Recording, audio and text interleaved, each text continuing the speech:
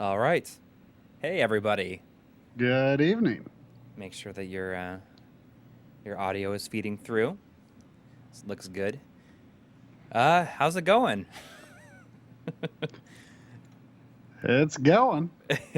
It's funny because I was like really behind in getting set up for the stream, and my daughter was here and she was playing Octodad, and you know the game is intentionally difficult to control, and she's like, I can't do anything, and I and it's hard. It was hard for me to explain. That's the point.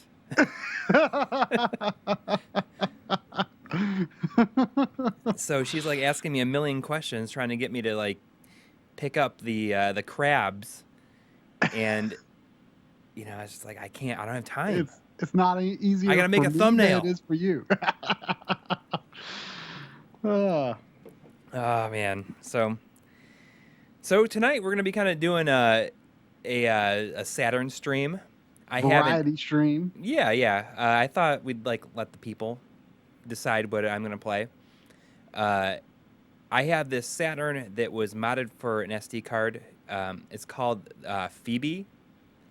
There's two versions. There's the Rhea and the Phoebe. The Yeah, Rhea was explain that to me because I don't really understand well, the what Rhea all that is. the Rhea is the old version, meaning that it works with the oval button Saturn only, and then Phoebe is the one that works with both. Oh, so that's the name of the mod. Yes, it's Okay, named after the moons of I thought that Saturn. was the name of like the Saturn model. Like there's the what you call it, the Victor Saturn or something Oh like no, no, that. no. That's the actual Okay, name of the mod, and it's that's just what got me confused. they're just named after the moons of Saturn, like the Right. Rhea I mean, makes sense. What is the Victor Saturn? That's something I don't understand. the Victor Saturn is just like made by a different company. Like they licensed So I believe they it's like licensed the it XI. exactly like the XI. Uh, yeah, I mean it's pretty neat. So I ripped all my own games, and then I was provided a number of other games. It requires you to rip it with a specific program, and they have to be in a specific format. Like just the typical .bin and .q files will not work. You have to use a program called Disk Juggler to be able to rip the images. But I went through and ripped all of my own, and then I have a kind of a separator in the list, and I have like a lot more games that um, I obtained. So explain to me what when this whole thing came about that you were able to get this Saturn. Yes, I was surprised because it was just a few months ago that there was this big deal about the Saturn is finally hacked right. wide open, and here's all this stuff that we're hopefully going to be able to do with it. And I assumed that what you've got wouldn't have even been possible. So now I'm under the impression that what has happened is that you will be able to load media through the cartridge slot. For the upcoming one or this one? Yeah. No, the one that is coming out will be through the MPEG card slot, which is like in the back of the system where the battery goes in. Oh. So, I mean, is that the only big deal? The fact that you can do the same thing you're doing on a modded Saturn, on an unmodded Saturn? Is that the whole big deal of this cracked open thing that I was reading about? Or I mean, I'm just a Yeah, well, little I mean, it's going to confused. be it will allow you to whatever device they create to put in that slot is going to be essentially like an EverDrive. Right, You can right. put And it'll so probably have an that's SD card slot, and then you can put whatever games you want. This is a complete replacement for the optical drive. right. Hopefully, it maybe came out of a Saturn that didn't have a good drive in the first Yeah, place, well, it's a or got put in. cool white Saturn. It's like white and has a red eject button. Uh, Mm-hmm.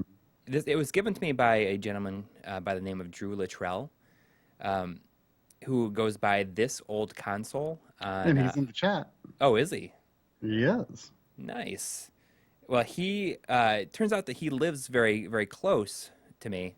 Well, he lives kind of close, but then it turned out that his sister lives very close to me. And he says, I'm going to be in the area. I have this Saturn. Because he himself was getting a Victor Saturn for himself. Mm-hmm. And he says, I would like to donate this to the show. Which, I mean, is going to be hugely helpful for us. It sort of really kind of reignited your excitement to do a Saturn RGB episode. Exactly. I mean, now I have the opportunity to be able to show a lot of stuff. And, I will borrow a lot of stuff because this is only one model of system that I can show games on. Mm-hmm. But the fact that it allows me to be able to get so much B-roll from different stuff, helps out so much. Yeah. I actually expected, when I went to your house, I was surprised. I don't know. I had in my head this image of your Saturn shelf having more games on it. Well, it probably looks different because I have a lot of Japanese games. Mm-hmm. So it's not quite as serious looking. Yeah, and I didn't have my Saturn until just a couple years ago, I guess. And up until I got it, I knew so little about the system. I don't think I had ever played one. I never knew anyone who had one. I didn't know that it was such an expensive system to get games for. I didn't know that it had R and L buttons. I just knew so little about it. I didn't know it had that cartridge slot in the back. I knew almost nothing about the Saturn. It was almost, kind of embarrassing that I knew so little about it. I knew so little. And I still wouldn't say I know a ton because I've got very few games for it because it is expensive to get much of anything for. The list of Saturn games that are both good and affordable is very small. Yeah. Holy cow, there's 238 people in watching. That's insane. I don't know why. So I guess that's the power of the Saturn. Yeah, I guess so. So why don't you get started with something? Yeah. So I'm on the main list, so we can kind of go through to see what I have here. Let me switch over. The only downfall is that I have to, every time I want to switch games, I have to get up and reset. I got to power cycle the system. So right here, you can kind of see how I have it set up. So the R menu is just like the ISO it creates to boot into this menu. And then all this stuff are the games that I own. Number 2 through 36. I ripped all of my own games. I already said that. And then I kind of put a divider, and then I have a lot of Japanese games. I have a 128 gig card in this thing, and it's only half full. Someone in the chat says, I'm wondering how one goes about making homebrew games for this thing. And I have no idea if Saturn has a homebrew scene at all. It's a very complex system. So I don't know how difficult homebrew is. I saw someone said you don't have Panzer Dragoon. I don't have the first one. I only have the second. Oh, you don't have the first Panzer Dragoon? Well, you know what? No, why I didn't really go out of my way to get it is because it's on Panzer Dragoon Orta. Oh, but you should have the original. I totally agree. Yeah, I mean, agree. Because it's still relatively obtainable. Yeah, you should totally do that. Yeah, the first one is one that I definitely want. Great soundtrack on that game too. I saw up there Cotton 2, and you said that you were really into that. Yeah. You know what? I'm going to start with Cotton 2. It's cool because it uses the 4-mag RAM card. Turn on my audio. Well, there's some Cotton games. Did I for some other systems? But sorry about that. I leaned forward and I unplugged my headphones. So what's Cotton Boomerang? Someone JF in the chat says Cotton Boomerang is the best.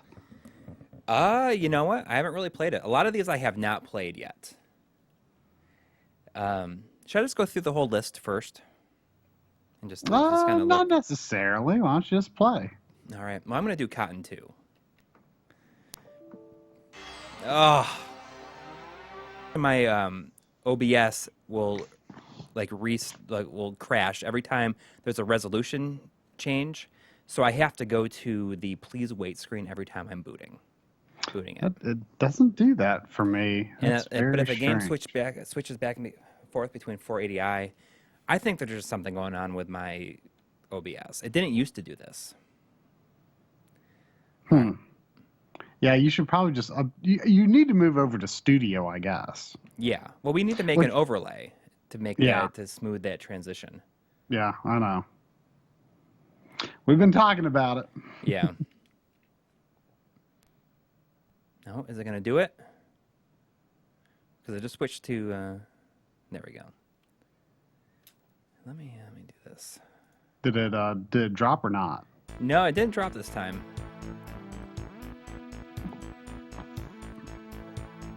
Success presents. Yeah, I mean this looks like it's 480i right here. This intro here, but I wonder if it's going to crash. If it goes back when it goes back to this is 240p right here. Yeah, I mean I'm kind of like on the lookout for this game now that I've played it. See how it says up in the upper left hand corner. It said Xed RAM found. So can you play the game without it? Yes. Do you know what the difference is? No.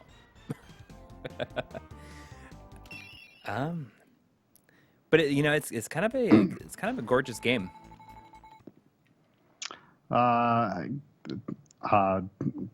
T Glory asks, "How old am I that I only got the Saturn recently?" Said the same thing about the Turbo. I mean, I'm 32. I mean, I was certainly alive and kicking when those systems came out. I only had Nintendo systems at the time, and it really wasn't until I got into I was only Nintendo for a long time, and then I got into PlayStation kind of late into that generation. And, and so I was just Nintendo and Sony for a long time. But then when I got into the whole RGB thing, I think it kind of reignited a lot of curiosity about older consoles that I hadn't really had before. So, now I'm just kind of obsessed with having as much game hardware as possible. It's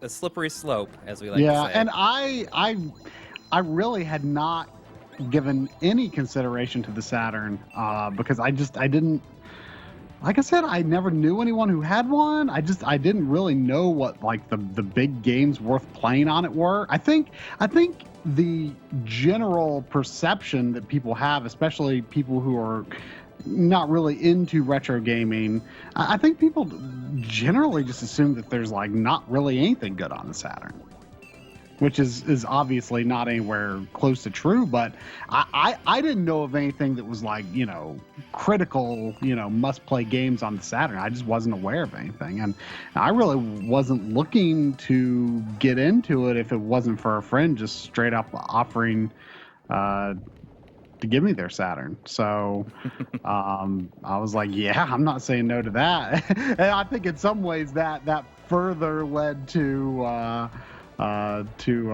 me wanting to get, then go, okay, I want to get an original Xbox, and then later, PC Engine. Yep. Now you just got a PC Engine, pretty much. Yeah, I just got it. I really love the. I mean, here, let me get it. It's got a handle, so it's really easy to get.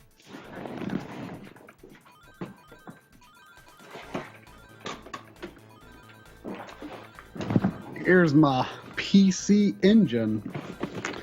I'll need to bring my camera up to where I can see it, so I can see if I'm actually putting it in the frame. But yeah, it's I actually didn't know this until recently, that the interface unit that connects the CD unit and the PC Engine is sort of in this suitcase form factor.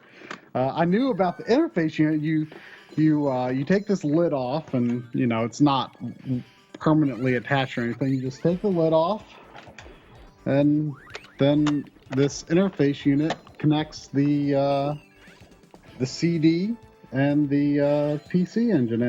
I think it's like awesome looking. Okay, so I can grab the enemies. I saw somebody say you can grab the enemies. So I can grab them and throw them against each other. This game is awesome. See, this is like something I want to own this.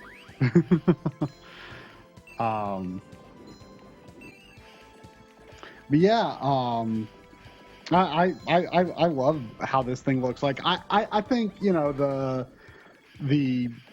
the PC Engine Duo R is what you have, and to me it's just like it looks fine. I think that's the most popular PC at this point engine. Probably, yeah. I think it's the most popular system, but I think I can eject this and remove the system separately. I think the classic PC Engine is just one of the coolest looking systems. I think it's so cool looking. It's so tiny. At one point, it was the smallest console ever made. Really? And yeah, at one point, supposedly it held that record. That's my understanding. And then they made the TurboGrafx huge because you got to go big. Yeah, in the because US. they thought Americans wouldn't understand. Well, why am I spending so much money on this thing that's this tiny? It's so small. And then I think it just looks so stupid how you have to like the interface unit for that goes like under the system, and then you like put the CD unit like behind it, and it's just this hideous monstrosity. I think the PC Engine's so cool. I love this little CD unit. I mean, it's the same size as the full PC Engine system. It's it's no bigger than than it needs to be. It's basically the size of a CD, and that's it. And I think it's awesome. I think it's awesome. So yeah, I'm like really happy to have it in this form, and I'm hoping that I'm hoping to maybe send it to old Voltar for modding next month. So I will be PC Engine ready tomorrow. I'm expecting to actually get a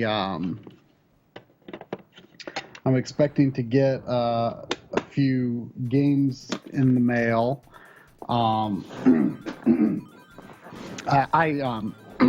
had enough money in my PayPal to get Dragon's Curse, which was like one of the few TurboGrafx games that like was really high up on my priority list.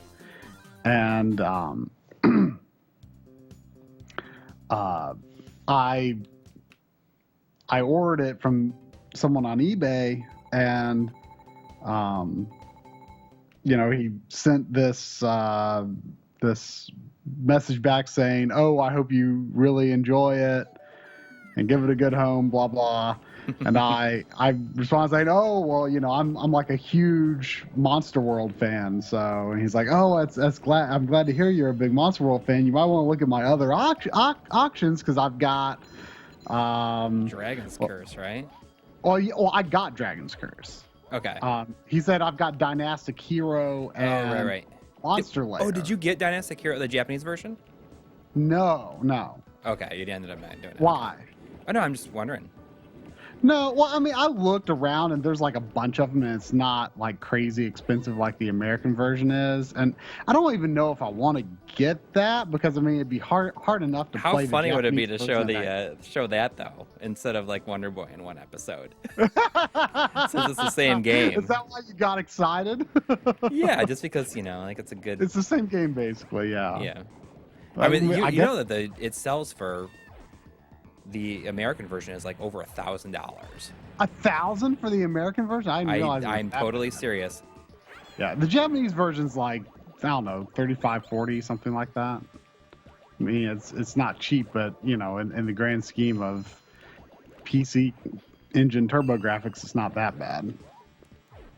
But anyway, so I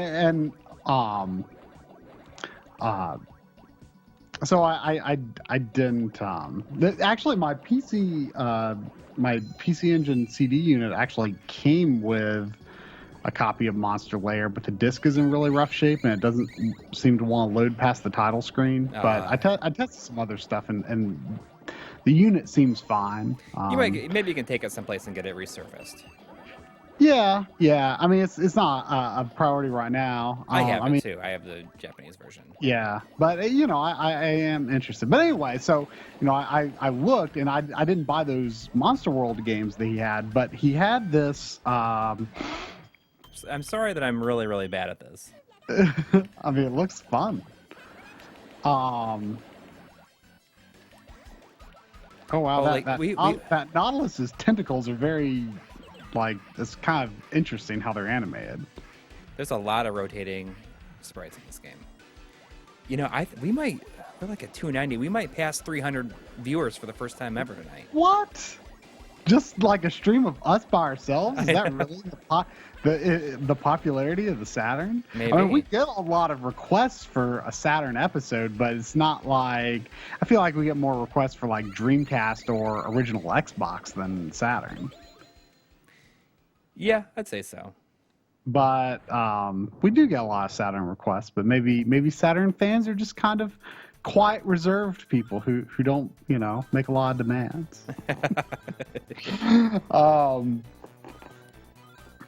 But anyway, I was saying that this PC Engine, he had a lot that he called a action game set, and it had Bonk, which I didn't know that the Japanese version is called PC Ginjin, which apparently is like a pun that means like primitive man or something like that. So it's like a pun on PC Engine that means I had no idea it was called that. I was thinking about getting the PC Engine version of it instead of the TurboGrafx one, even though the price I think is relatively similar. And also had Legend of the Valkyrie, which I wanted. Yeah, you played that here. I did. And looks a lot like, you know, Pocky and Rocky style of game. And it had this game that I'd never heard of. Like, at first, I thought it was... what did I think it was? I thought it was like... I assumed it was probably like a shmup of some kind. It had 2 on it. And I looked... I figured out what it was, and I'm going to have to look up what the name of it is again, because I'd never heard of it. It's a series that has like 4 entries. There's 2 cue cards for PC Engine. There's a CD game for PC Engine, which I think may have come out here too. And there is a Satellaview game. And let's see, it is called Shuba Binneman. Shuba Binneman 2. And anyway, it looks pretty good. Like, apparently it's like a parody of, like, you know, I think like sort of tokusatsu sort of TV stuff. Like, it's not based on one, but it's like parodying them.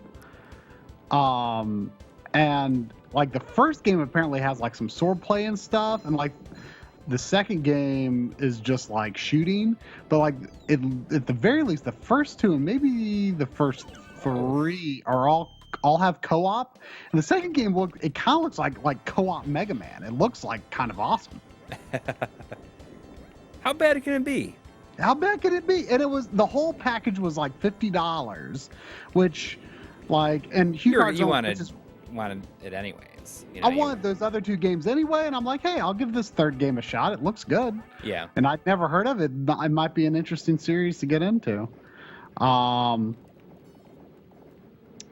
Uh, but yeah, so I decide to collect Hue card only games for TurboGrafx / PC Engine because they're I'm getting into the scene so late that I feel like I should take advantage of the savings of going Hue card only, and I just kind of love how Hue cards look.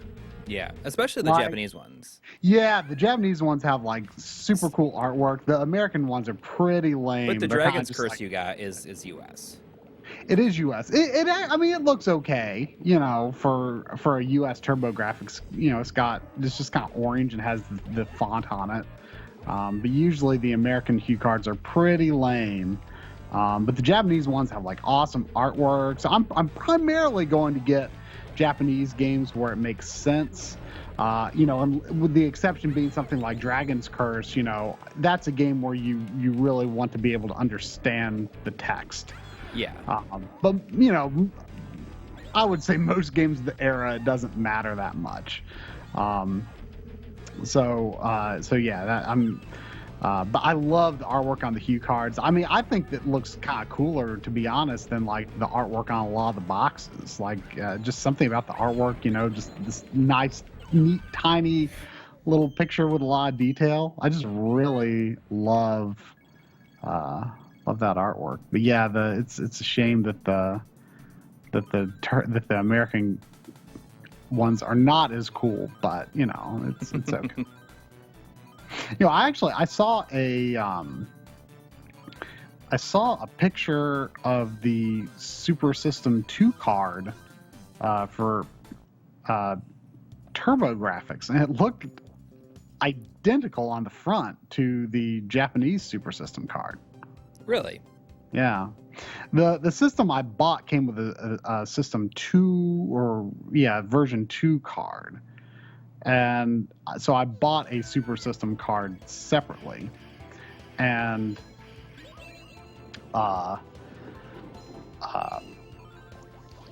when there was also another game that this, I'm definitely have no interest in playing this because I mean it's extremely text heavy. Is Shin Megami Tensei, the Turbo or PC CD version. Yeah. But I just tested it out, and I guess it requires the Super System card, and if you boot it up with a non-Super System card, it has this picture of like a demon butt. and there's this voice that says something about Super System card. So there's nothing better in this world than a demon butt. Yeah. It doesn't get better than that. nothing better. So I'm on my last continue here, and then I'll play something else. Is there anything that you'd like to see? You're always like kind of curious about. Yeah, as long as it doesn't have too much 480i switching. Yeah, when you were going through the menu, I saw Guardian Heroes, which I haven't seen in action a lot of. I don't know if that might be a little tough to get into. Like on a stream. Really. Are you familiar with it? Yeah. I mean, that one's like more like that's also available on the Xbox 360. Oh, really? Xbox Live Arcade. And there's no physical. Yeah, like, there's a whole bunch of treasure games on the 360. Really? Yep. Like pretty faithful ports? Yeah, or just like kind of new versions of them. Oh, okay. I'm also curious about, I think it's Shining Wisdom. Oh yeah, the Working Designs one. Yeah, that's a game too that we get a lot of questions. What is this game? That's been used in a few episodes, I think. Oh no, neither one of us Really? have it. You're talking about Crusader Senti. Oh yeah, that is what I'm thinking of. It looks pretty similar, right? Oh yeah. They're like Zelda. Yeah. Games. Okay. Yeah, I did have that confused. All right, I'm gonna reset. I'm gonna have to go to the please wait screen. But I'm here. Kind of. Arioka says, play some Capcom Generation 2. It has Ghosts and Goblins trilogy. I never knew there was a Ghosts and Goblins available to play on Saturn.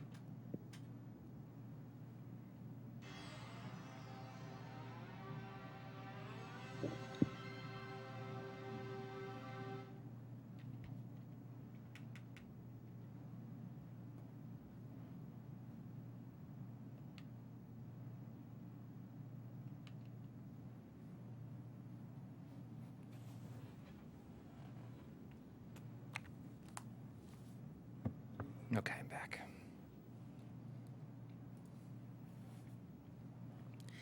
All right. So what are we going for? Let's see. I have all the Capcom generations, which are kind of cool. Yeah, someone was just saying in the chat like he's got like Ghosts and Goblins. I didn't know about that. Yeah, it has all 3 of them on there. It has the arcade version of Ghosts and Goblins. Were those released in America or? No. The Street Fighter Generation 5 was brought here as like the Street Fighter collection. Street Fighter Collection 2, maybe. Have you played Die Hard Arcade? I haven't. You were really looking to get that game at one point. Yes. Has it gone up in price? No, it's right around $60, I think. Oh, I thought it used to be cheaper than that, though. I did. I mean, it's been right around $60. Like, you know what? For about a year now. I'd like to see that. I've been kind of curious about that. Doesn't that look? Doesn't that kind of play like? I think it's Dynamite Cop on the Dreamcast, which I was. Yes. Someone told me that's a sequel to it. Oh, okay. Someone told me that, or spiritual successor, I guess, more like, right? Yeah, I mean it's the sequel. All right, hang on, I'm gonna do it. Yeah, someone was telling me that those were like the kinds of brawlers that they thought I might like.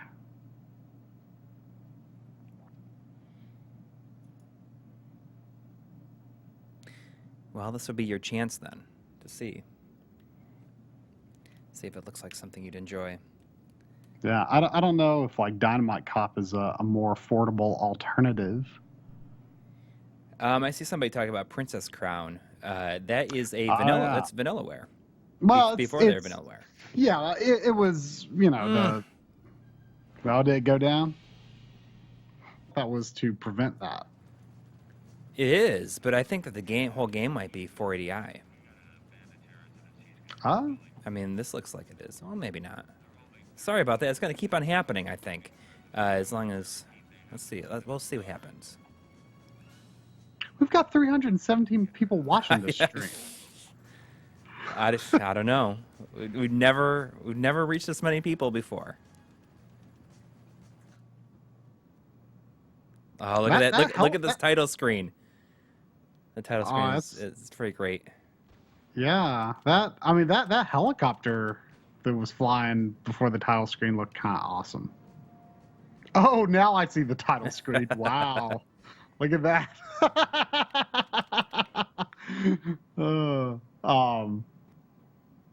You know, people like beat down on how bad the Saturn is at 3D, but I mean, from what I've played, it's not like atrocious, in my opinion. Yeah. Oh, there goes my heater. Sorry, it's running. Like, you know, I know there's the whole thing. Is this going to happen like every time? Come on. Does this game like switch resolutions a lot? It looks like it was kind of. I'm just going to go for a little bit. Sorry, it's going to keep on happening. It's not intentional. Watch it happen like every time I go in between screens. Yeah. So there's like this like lady cop with them. So this is like. Yeah, I think it's not. It might be John McClane. Okay, well then just do another game. All right. Well, let me switch games. Sorry, it's going to crash OBS every time I go to a new screen. I think is that sort of issue more common on Saturn than PlayStation 1? I think I don't know. I mean, it's hard to say given that our Saturn libraries are not as robust as our PS1 libraries.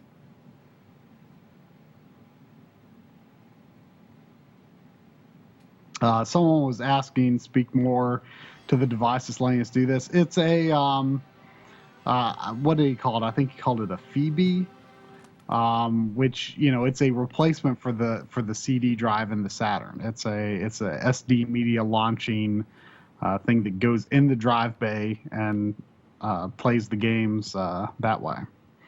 There's similar things available for like Dreamcast, for example. Okay, I saw a lot of somebody say elevator action returns. I think that's a good choice. So I'm going to do that.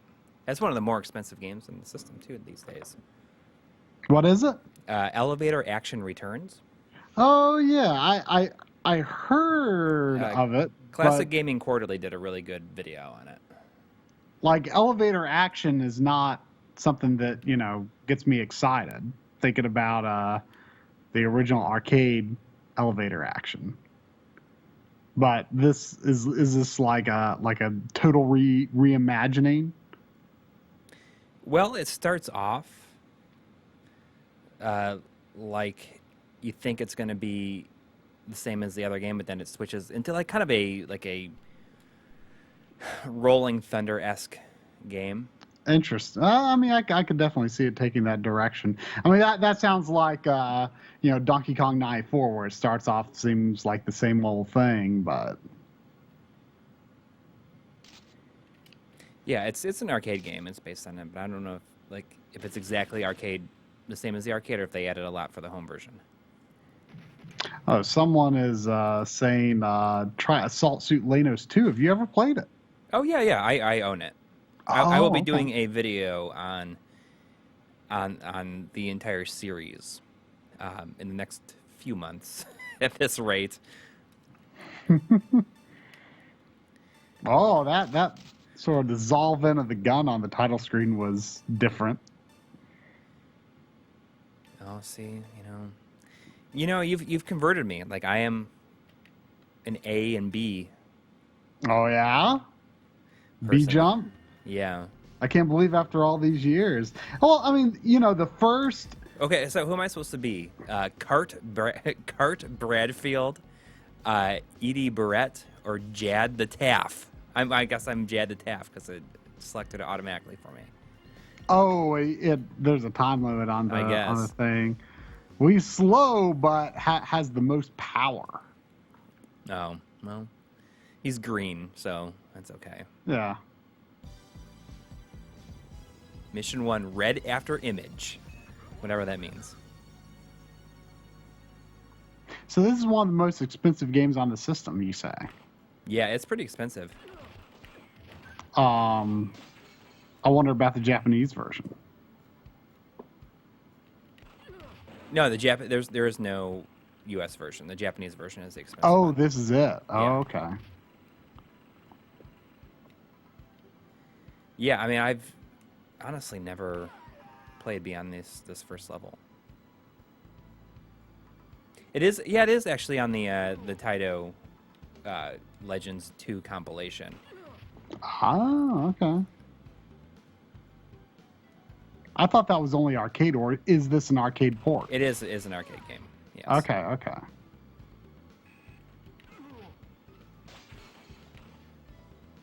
I don't really know exactly what I'm supposed to do. Just an FYI.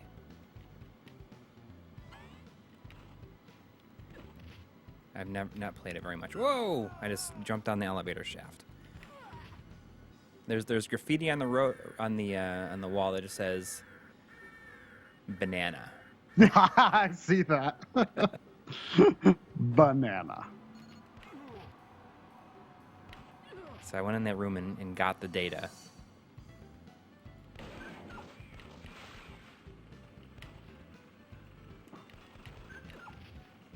There's some power. Oh, I got a machine gun now.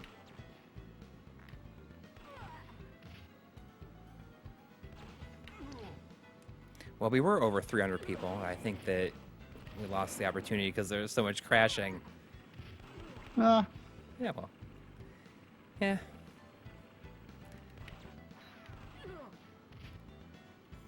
The animation's really good. Yeah. Your character's pretty slow, though. Do you feel like you would have enjoyed a quicker character? Maybe.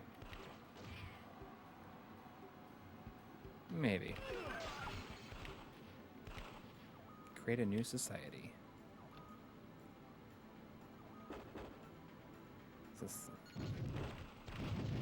Okay, well, something's happening to the building. Oh!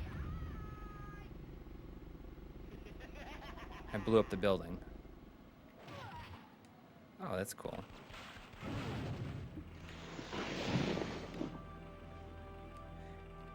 So did anybody watch the Framemeister update video? Anybody in the chat? Oh, I'm sure people in the chat watched it. Is that something you'd like to see us do more of? Is like quick little kind of PSA videos for things that we think people would want to know? But it's like not worth making a whole episode about.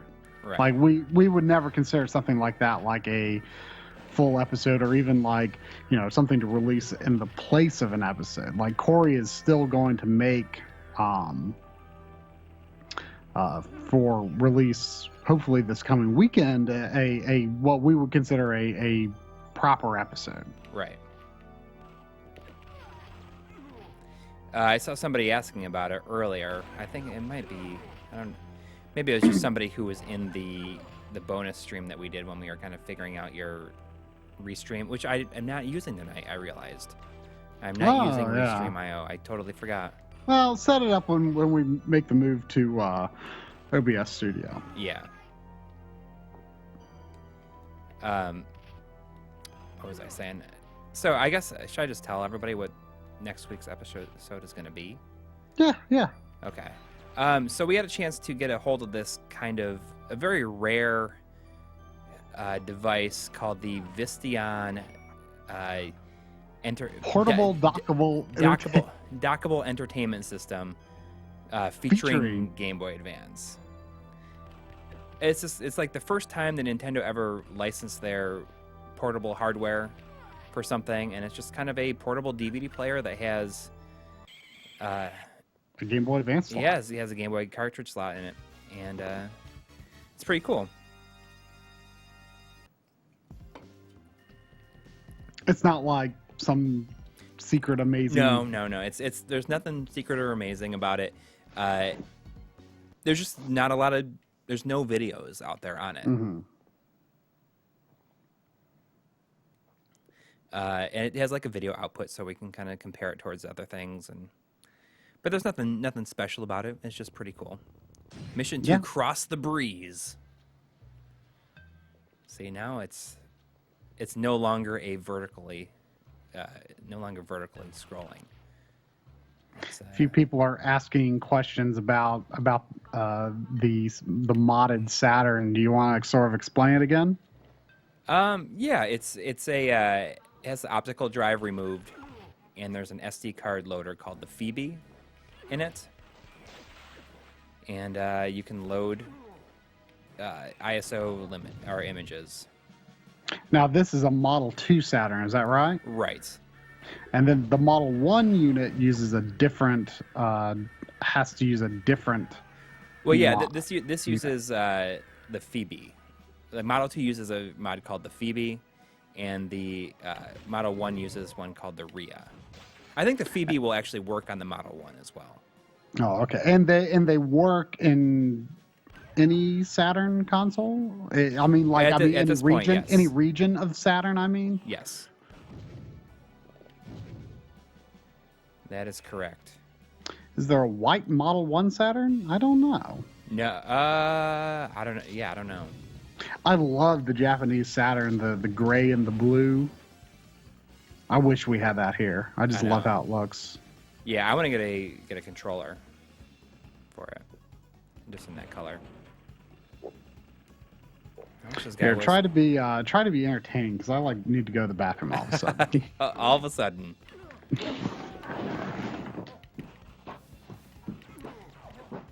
Oh. So I've never played this before, so I'm kind of figuring it out.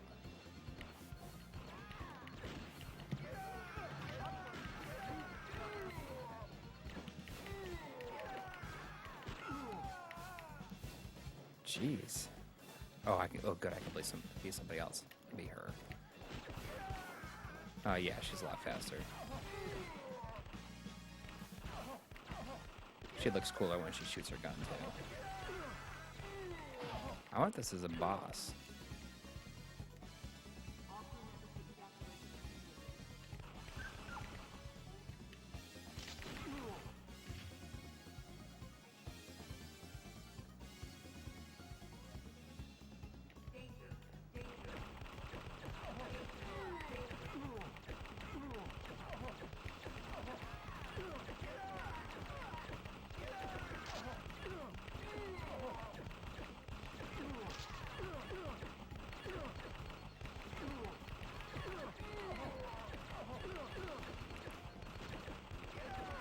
Yeah, we definitely need to do more with Saturn stuff. It hasn't been intentional. Whoa. With the, you know, like, it's been Nintendo heavy, but not on purpose.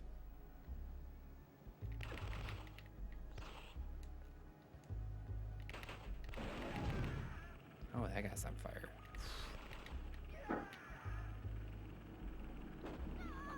Okay. So, okay, what puts me down there? I have not played this on the Taito Legends. Is it exactly the same as this, pretty much? I mean, is this version, the arcade version, the same?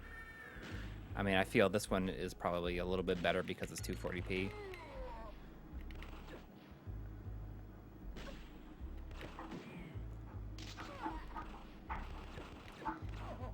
Yeah, there's one of these mods for the Dreamcast as well, called the GDMU.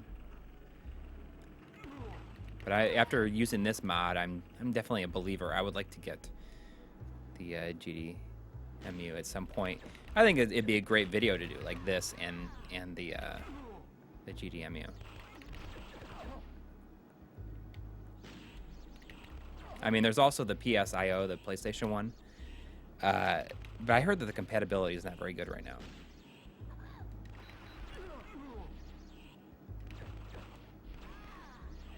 Yeah, sorry I didn't get to play more Die Hard Arcade. It was just crashing OBS because of resolution changes.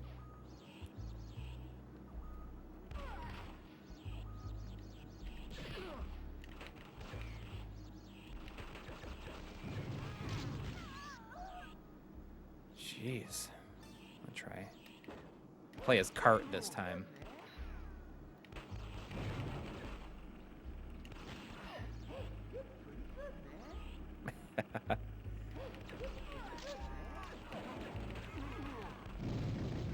Jeez.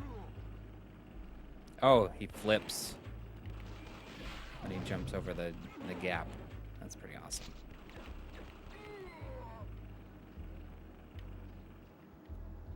Never takes his hand out of his pocket when he flips.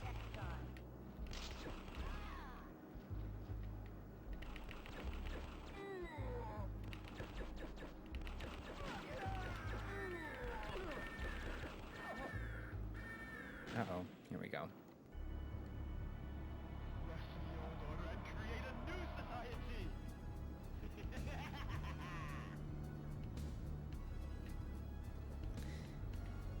I don't have a ton of information on the actual mod.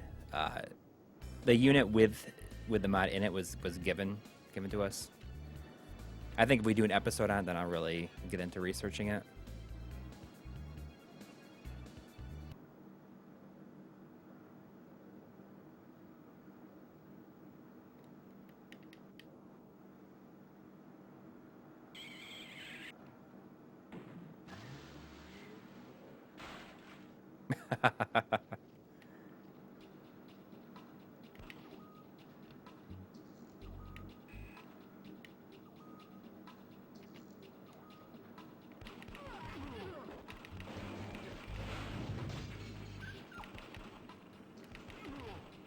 I'm gonna try some Radiant Silver Gun next.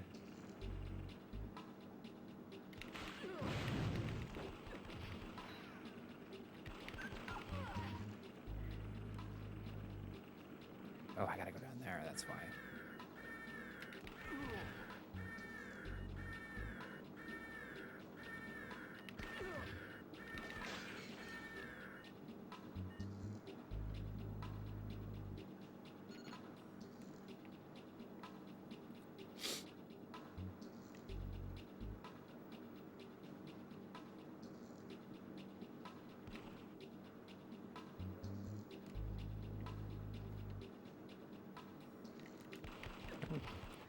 looking at the chat at the same time.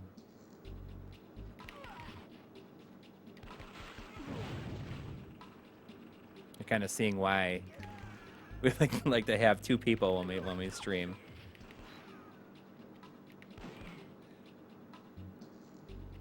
Not too good at being entertaining on my own.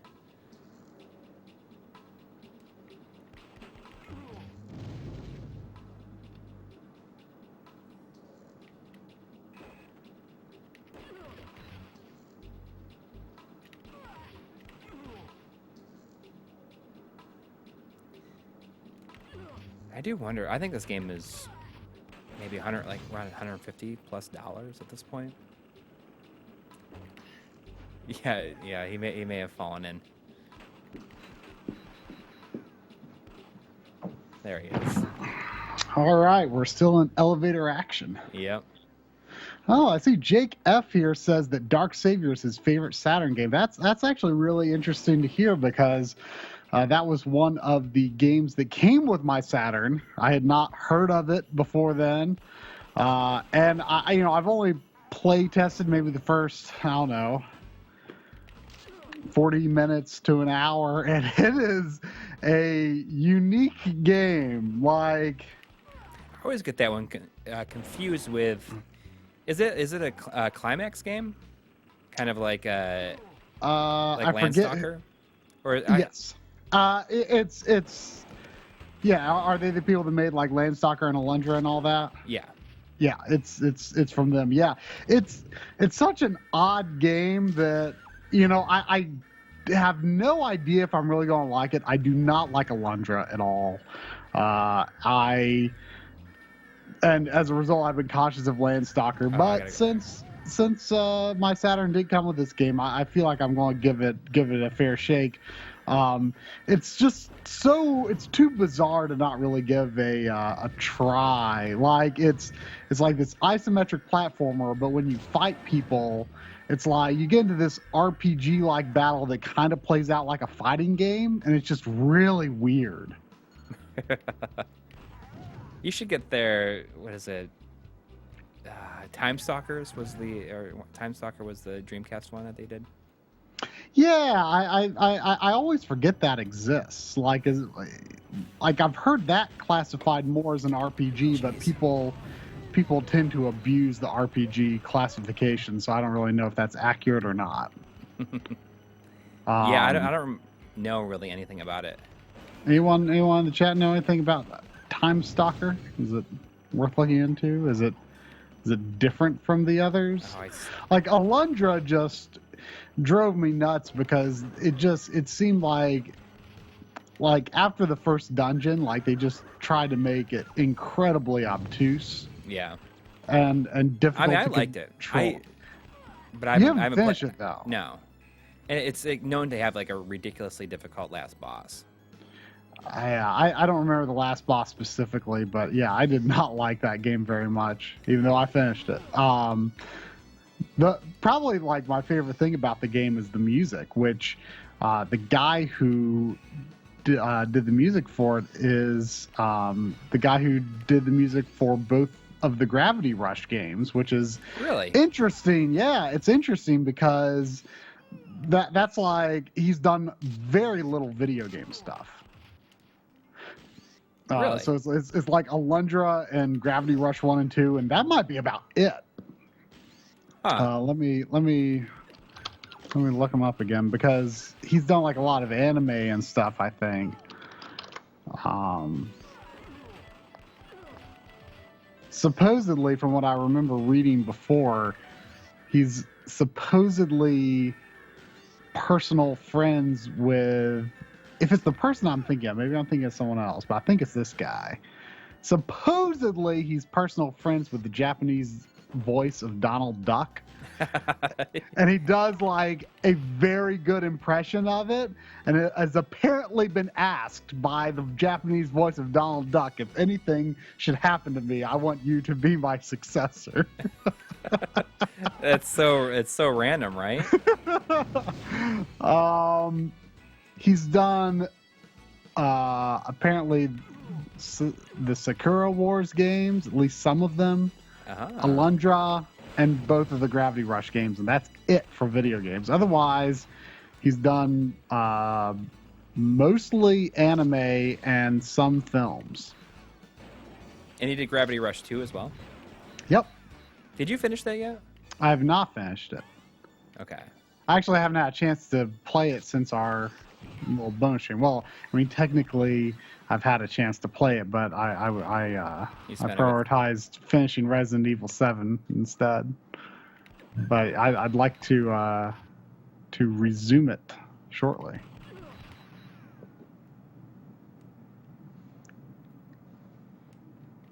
Will you look up, see how much this game costs? I want to say it's like $150. Well, that's for Saturn. That's not that bad. You said it was one of the more expensive games. Well, Japanese.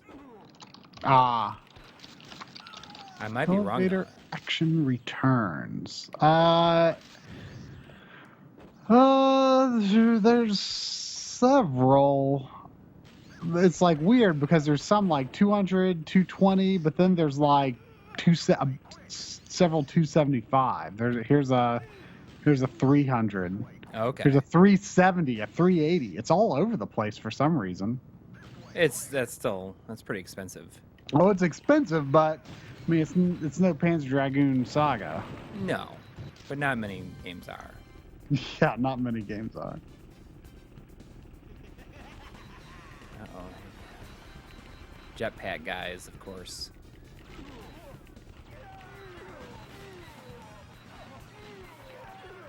I mean, it feels very like Rolling Thunder-esque. Yeah.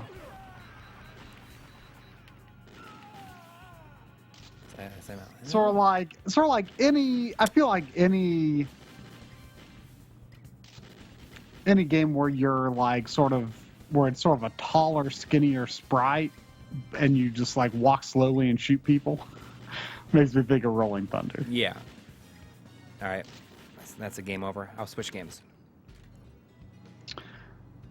You know, JF, I've heard that recently. Some people say that the Grandia on Saturn is better, which just kind of surprises me because, like, the only one that I've played is, needless to say, the PlayStation version, and I love how that game looks. So it'd be I've really not seen much of the Saturn version, if any. I may have never seen any of it in action, which the opening scene in that game is one of my favorite things on PlayStation. Like that, well, I say the opening scene, it's not the opening scene, but it's right at the beginning where it's like flying over the town and you see Sue running all through the town and the camera kind of follows her around. Like it's just seamless. Like I think it's so cool. I love that scene.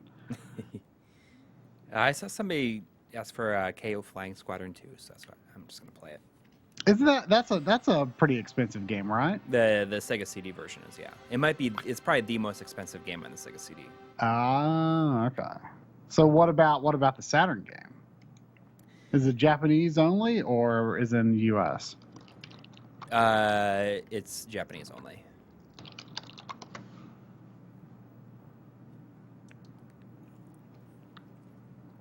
And it's not a shooter, I don't think. Look, no, there's a PAL version. Oh, okay.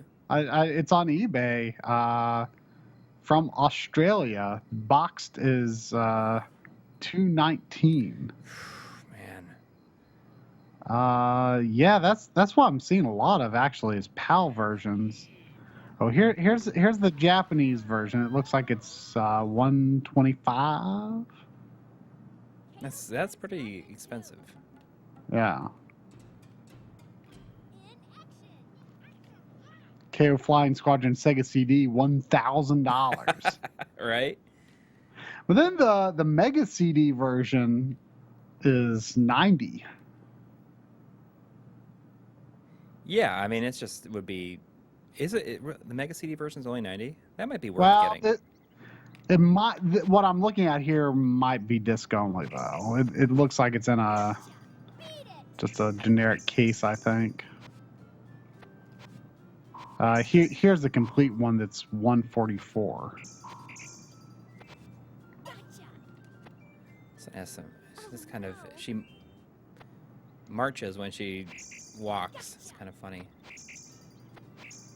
Here's a Sega Saturn demo sampler. I think it might be a PAL region one though. It's got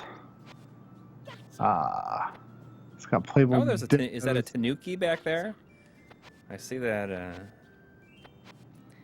looks like a Tanuki in the background because I remember Game Dave talking about Tanukis. Oh yeah, there it is. That's a Tanuki. Wait, so this is a platformer? Yeah, right. I just assumed it was a shmup because of the name. Yeah, I mean, I don't know if it has like different levels later on, but So yeah. you don't really know that much about it. I know very little. If I know nothing, honestly. I mean, this absolutely looks like, you know, my kind of game. You know, I'm all about the quirky platformers. And Yeah. I mean, like, it looks very Goemon-esque.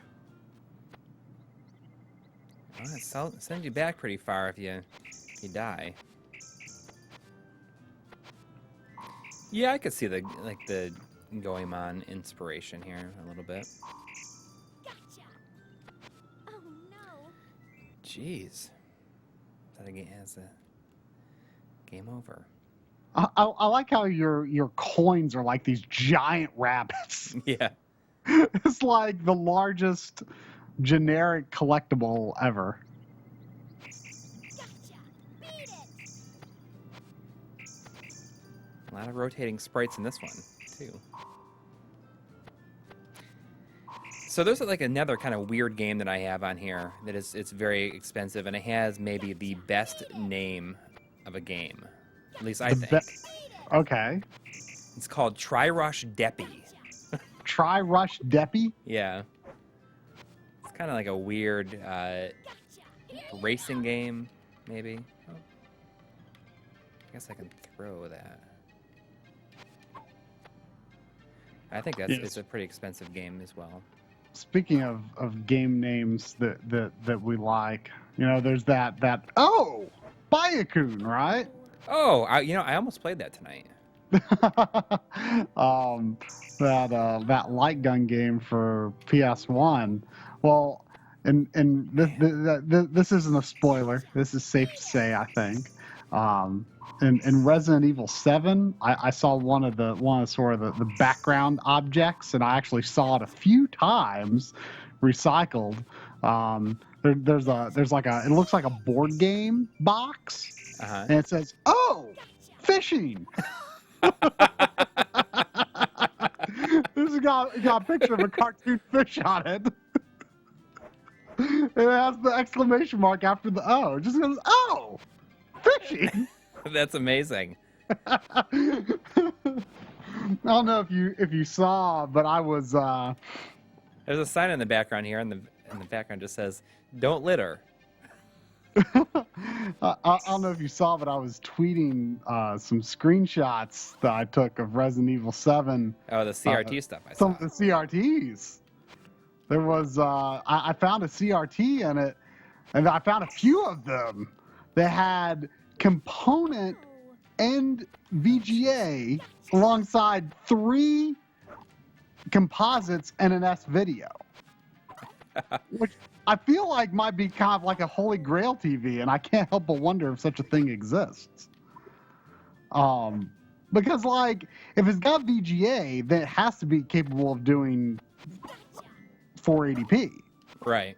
Which means that you can probably do 480p over the component input, and if you can't, then you could probably convert it to VGA and it would work that way. And it's got to be able to do 240p and 480i, because what would be the point of it having composite and S video if it couldn't?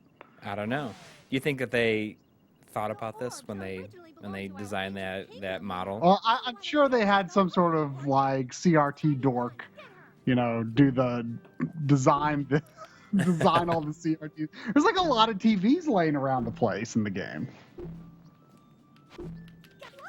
Oh. I don't know if that was what I was supposed to do. I think I beat the first level. Now, this game looks pretty fun. It's only, how much is it? $150, $200? Let me... Gotcha. Beat it. It's called the PAL version is called KO2 Flying Squadron. Like Flying Squadron is the subtitle, but it's just KO2. This might be the PAL version I'm playing that's just been converted to NTSC. Oh, I don't know. Because I think the cutscenes were in English. Yeah, I mean the PAL version's really expensive.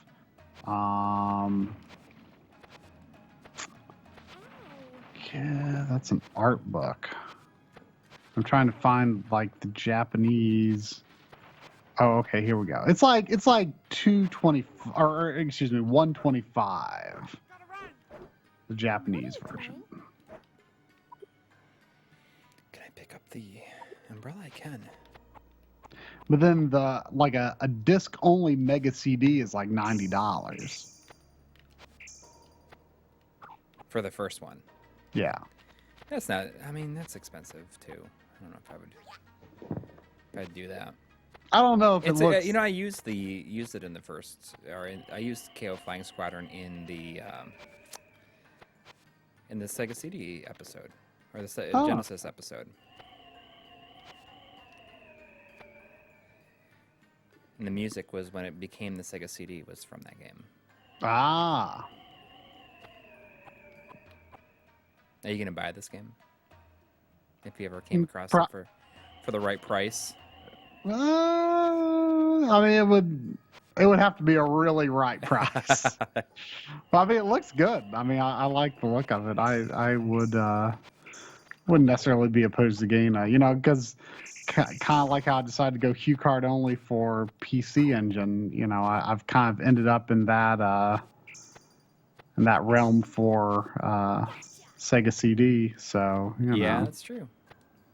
I haven't decided if I'm willing to do that for Turbo CD. I'm doing a or Turbo or PC Engine CD. I'm doing a little freelance project in March. And they usually give me $150, which is most of the cost of Rondo of Blood.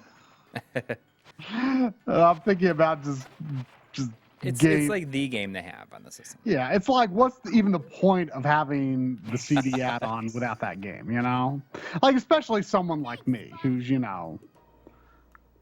big, sort of I love all of the classic Nintendo series. So like games like Rondo of Blood and Castlevania Bloodlines were like for a long time kind of the lost Castlevanias to me.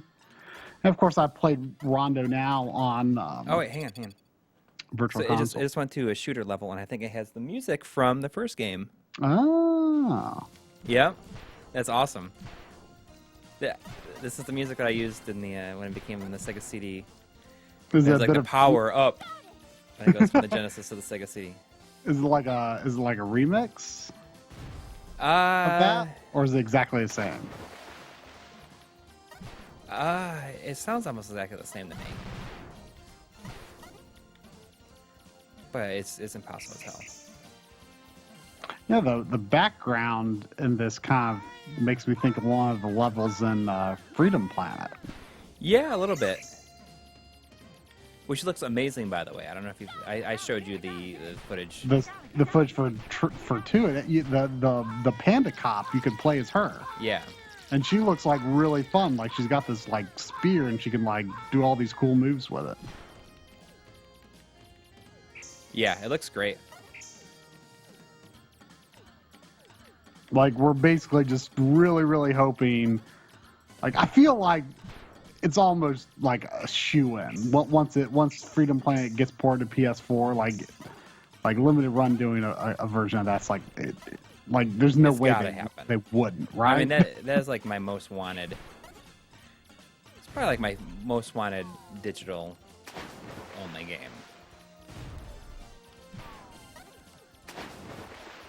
I mean, I kind of want Monster Boy to happen too, but yeah, which is supposed to be out this year. I think that'll happen too. I have a feeling like it feels like too perfect of a fit. Ah.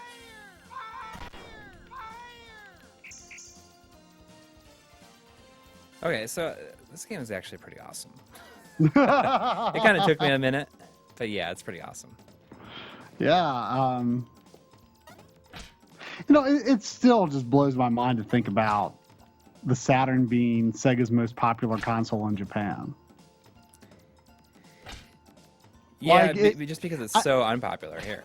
I mean, it was so unpopular here. Right. I mean, I feel like its unpopularity is so odd Oh, I can change speeds. And surprising to me.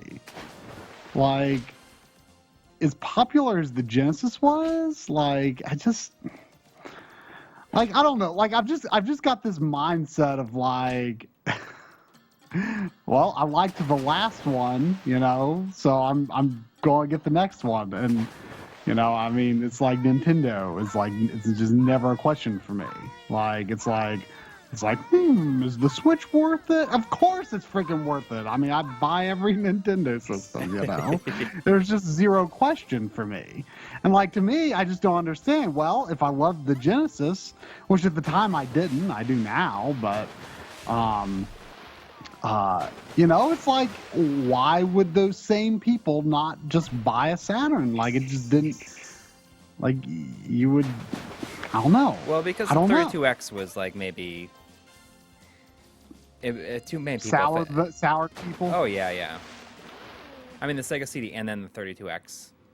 For a lot of people, you know, like, even though, like, I love the Sega CD, I didn't buy the 32X because I was like, another one? And, you know, at that time, I was saying, you know, the Super Nintendo was doing awesome at that time. And I was really into the Super NES at the time. JF is saying something about Cotton Fantastic Night Dreams. Is that's something, a PC CD game? Do I need to look it up? I don't know. I'm going to look up Cotton PC Engine. I've just got an eBay tab open because it's that kind of day, right? Yeah. Whew, that's a little pricey. Assuming it's the one you're talking about, it's like 115 to 120, like 115 to 130.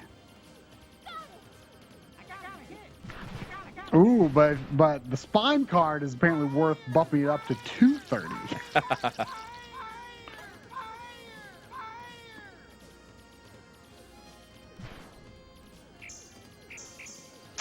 Here's one for only 100. Whew, that is pretty pricey. I wonder if this game has ever been streamed on YouTube Gaming. Probably. Apparently, it's the second worst Cotton game, but that's not saying much because they're all great.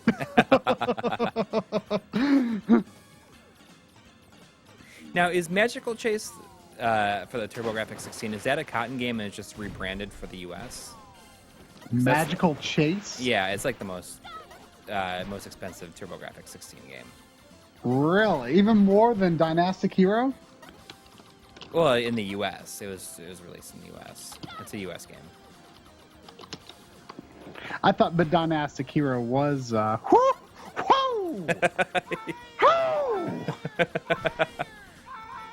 $5,000? Yeah. I mean, here's an unopened one for $8,500. Here's one for $10,000. I've never seen a game that expensive. I wonder if anybody would trade their FrameMeister for it.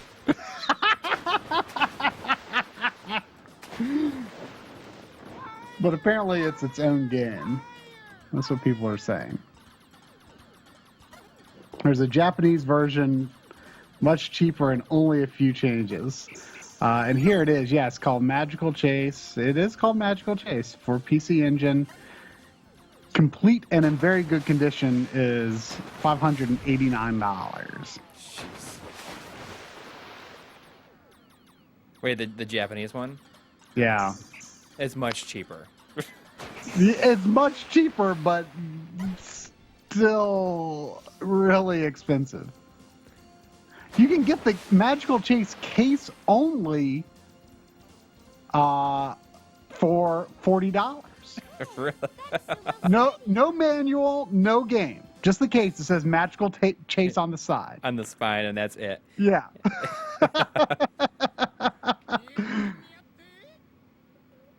Whoa, here is Windows. What? It says Win95. I'm busy looking It says for Win95 Magical Chase NEC PC Engine Hue card. What does that mean? Oh, is that the one this guy makes? You can For get any. Windows 95. Oh, What does this mean? I don't know. Why does it say Windows 95, but it's PC Engine? I don't know. I'm confused. Maybe it's just, I think it's just Windows 95, and they put PC Engine Hue card in the title just so it would come up in searches, maybe. But it's like $750. Oh, jeez. Oh, there's also a Game Boy Color Magical Chase that's also like $600. Why? That's crazy. Well, that's complete. Here's a cart only for $300. It's like this whole. See, oh wait, whoa! Hold up here. There is. Oh, this is a bootleg though. There's a $10 Magical Chase Game Boy. This is bootleg. I'm gonna switch games. Okay. I'll take someone else. Hang on.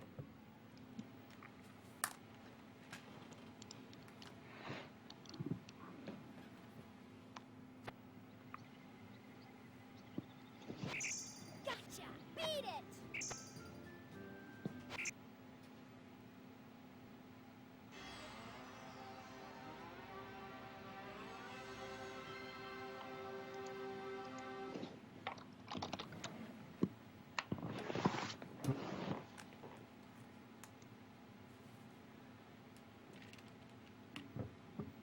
All right. Let's see. So, does anyone have any recommendations? For PC Engine games that neither require much reading and are not shmups. Okay, so I need something that's not. Huh? Someone's saying, "How about Batsugun?" I don't really even know anything about Batsugun. I know that it's a expensive game, but I don't know if it's a shmup or not. Well, why don't you try it? How about Magic Knight Ray Earth? Doesn't that sort of take a little bit to get into? It's kind of an action RPG. It's very Zelda-esque. I want you to see it mainly. Yeah, well, I mean, I've seen a bit of it before. Oh, really? Okay. Yeah.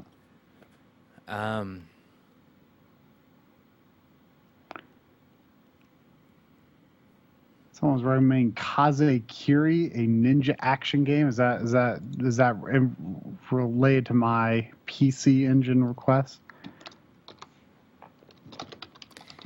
I see a mess up in the alphabetizing I did here, because Three Dirty Dwarves is down here, and the game's saying that I don't own it, but I actually do own it.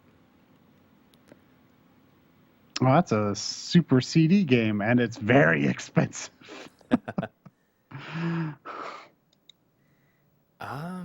Let's see here. Let's see what else there is. Oh yeah, Ninja Spirit. Was Ninja Spirit one of the games that I tried at your house? Ninja Spirit? Yeah. Did I like it? I think I liked it. Will you look up what Hyper Duel is? Because a lot Hyper Duel yeah. for the Saturn. Yeah. Tell me if it's a shmup or not.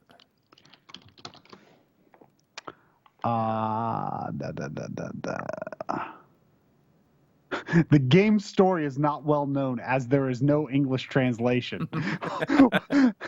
Okay, people. I guess someone like thinks that there's no one Who knows Japanese? All right, so like people are saying play it. So you know what? Let me just like go in not knowing anything about it. Yeah, okay. But the game's story is not well known. Yeah, they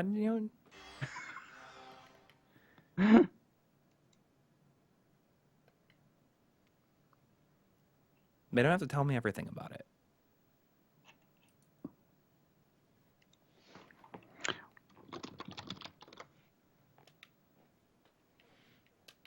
What is the Oh, Hyperduel is the most expensive shmup. Oh, I crashed it. Oh, sorry, I just crashed it again. I don't know why, man. So it's a Technosoft game. People who made Thunder Force. Mm. So the Japanese version of Ninja Spirit is a lot more expensive.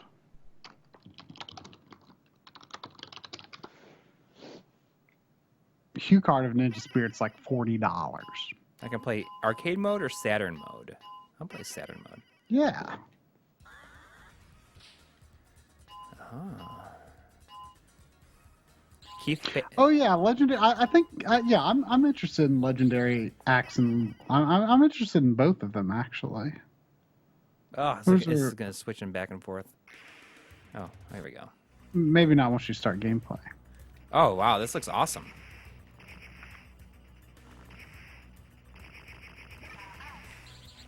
Oh, you can turn into a robot. It's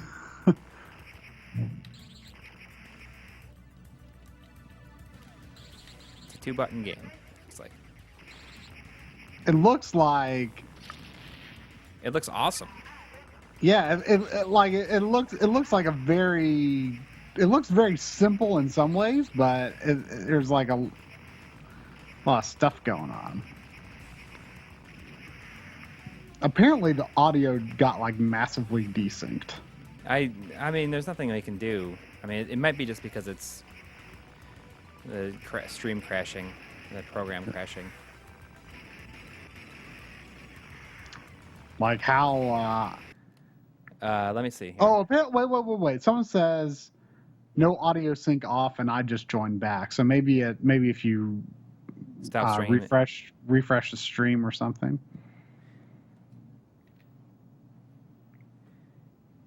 Yeah, try refreshing and see if that fixes it. If not, I'll start and stop again.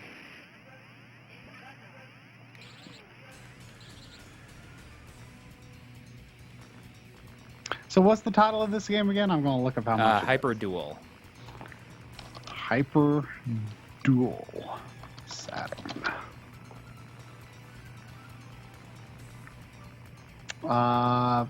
$555, $802.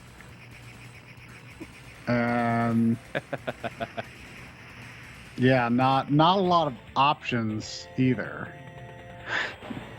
Oh wait, here's more. I misspelled it because I wrote it as one word.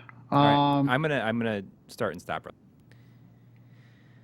Let's see if this is better. So this is like $800. Yeah, it's like 700, give or take. I can see why. That's pretty awesome. So here's a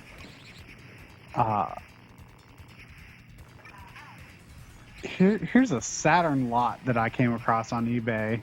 It's $1,752.38. And this game is in there?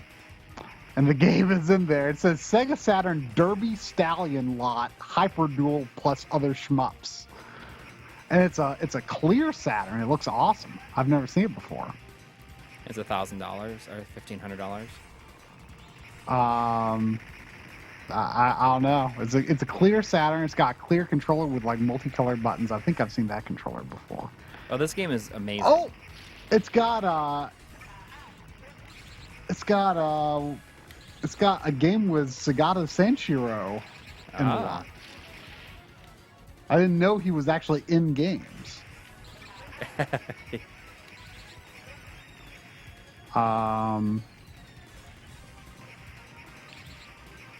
Let's see. What all is in here? It looks like Salamander Deluxe Pack.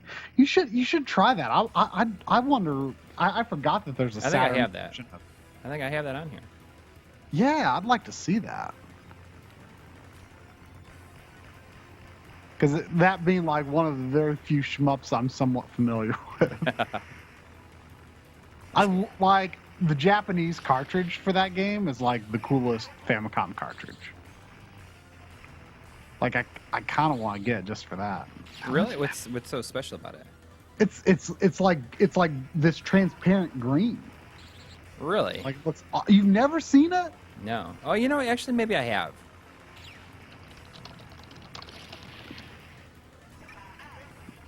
It's like not even expensive. It's like $15 to $18, and it looks amazing.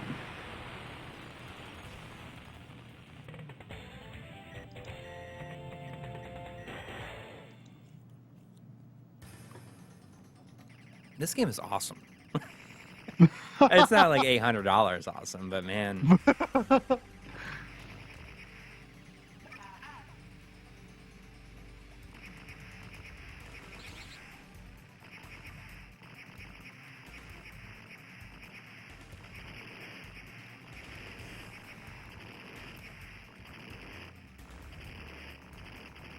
I like that you can turn into like a robot.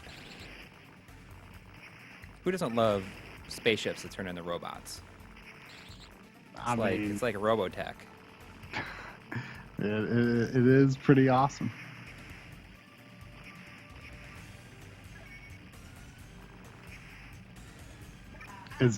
Rarefoil asks, is anything $800 awesome? Like a TV, I guess. Our new computer. I'm gonna play a little bit more. I'm gonna play it again. I mean, well, it's only 10:30. Wow, so it crashed it. Not playing it again because it's just gonna crash it every time. One more game, and I'm gonna ride that one out for the rest of the night. Oh, I don't know if the Salamander is a good choice for that. Then you gotta pick a good one.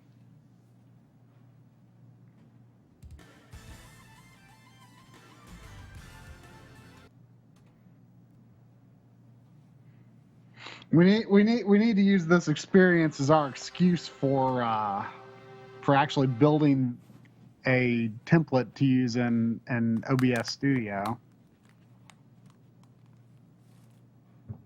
I see in the chat. I see Nick Mueller. Oh. And he will be happy to hear. Hopefully, he's listening still. That Try set off his glass break alarm again by clapping earlier today when we were trying to sync up our Q&A stuff for our Patreon people. Yeah. I can't believe it happened again. Yeah. And it's so funny because we were doing it like 4 times because like we're trying to do a clap at the same time over Skype. Yeah. And like it kept being off, and I was just picky. I'm like, no. We can do this better. I think it was like the 4th clap. Glass detector alarm. Beep, boop, beep, boop. Do I have Salamander? Yes, I do have the Salamander Deluxe Pack. So is that what you want me to play, or should I? I don't know for 30 minutes. I mean, I was just kind of curious, but yeah. Radiant Silver Gun. Yeah, I guess I could do Radiant Silver Gun. That's another shooter. I mean, whatever. Play whatever. I mean, you could play more Cotton too. Nah. Oh, what about that other Cotton game? No, I don't want to play another Cotton, just because I've already played one. Let's see here. Vampire Savior. What's that? That is. It's Darkstalkers. Oh, okay.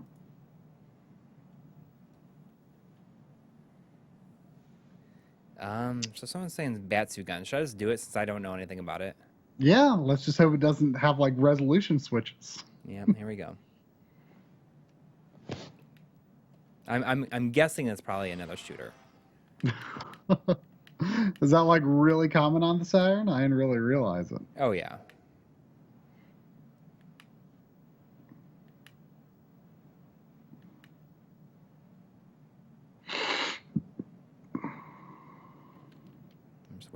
start before I switch it over, just in case. Oh, I see a 480i Oh boy. logo. Not looking good. Oh, it's Toplin. Is it gonna happen? Oh, this looks kind of cool. Hmm. Yeah, it's another shooter. That's okay. Oh, you gotta be Iceman. I gotta be Iceman. Iceman. Yeah, the pilot's name is Iceman. No problem. Look at that guy. I know he's got it's like a crazy mullet. So Toplin made Truxton. Oh, okay.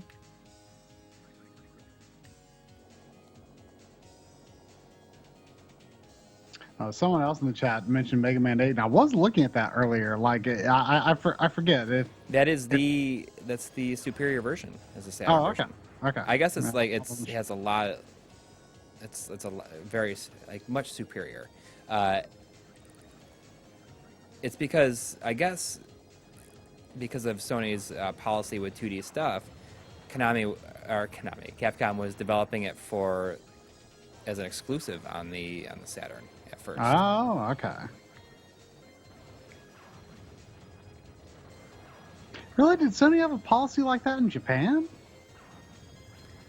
I don't I think figured so. that was just. I figured that was just Sony in America being stupid. I'm pretty sure that it is, but I think that there's a reason why they didn't want it, because then they said, "Oh, you got to put it on our system, or else they're gonna punish them for some reason." Hmm. Yeah, It's really expensive on the Saturn. The U.S. version is. The Japanese Yeah. version is not that expensive. Oh, really? But like the Japanese version has some. It's like Mega Man versus Wily's robots or something like that. It's kind of like a, whoa.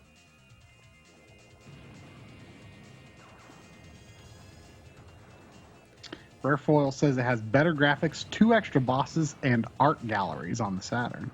2 extra bosses, like actually, like. Like, is that like Like Wily Castle stuff, or?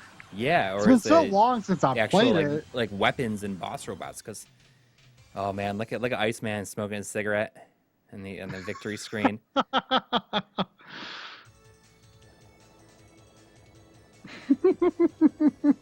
Iceman. Yeah. Do you think they were just trying to call him Cool Man and something got lost in the translation? I don't know. How much does this game go for? Let's see. What's it called again? Batsugun. Batsugun. I like the name.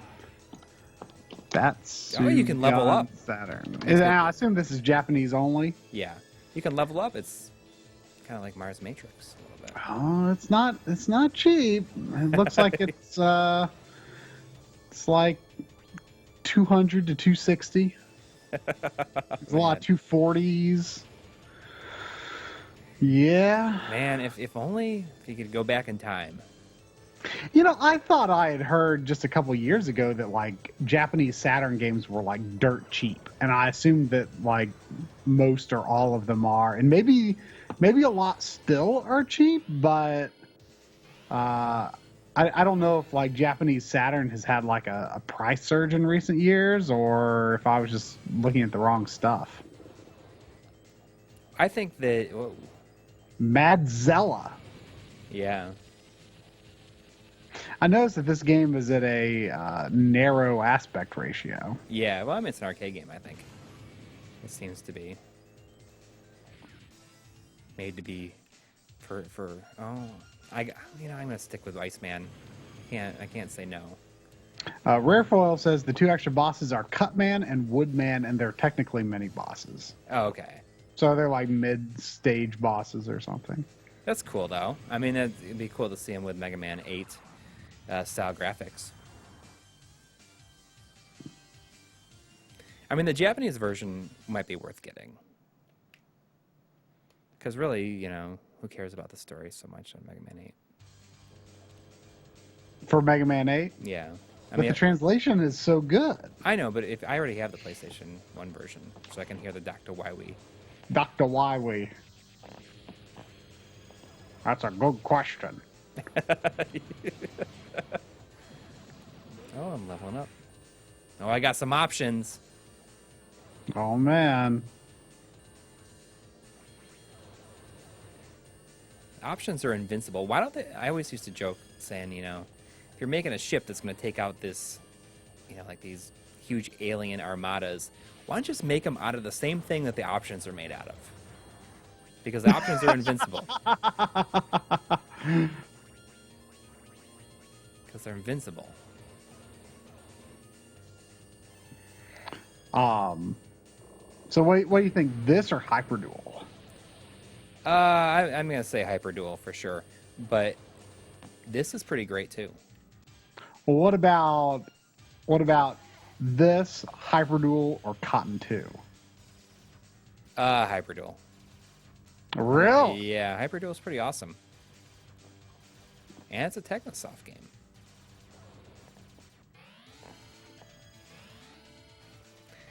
But Hyperduel's $800. It's just like such a ridiculous amount of money. I heard that the Saturn version of X3 has like weird borders because of the Saturn resolution limitations, and I think there might have been some other issues I heard about. I was thinking about getting the Saturn version at one point though, but I just ended up getting Super Famicom. Yeah, a lot of people don't like the music of the Saturn, and was there a PS1 version of X3? Yeah, I don't think so. There's I know that on the X collection, I think it's basically based on the Super Nintendo version, but it includes the Saturn FMVs. Ah, interesting. But I think it's based. I could be wrong, but I think it's. Yeah, Mega Man X collection, like that's the version that's included on there. But I think a lot of people like the Super NES version is better. Like the music is not very good. Yeah, I think there's a lot of problems with the Saturn version from what I recall reading. This game has some pretty good music too.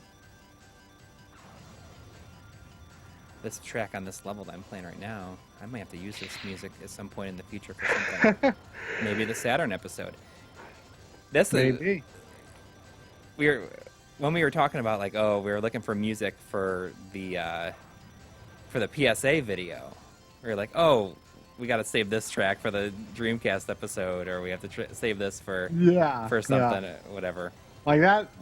Like I think for some smaller things like that going forward, I think picking music's going to get hard. By the way, I want to know, does anyone in the chat have any idea what the music in the PSA was from?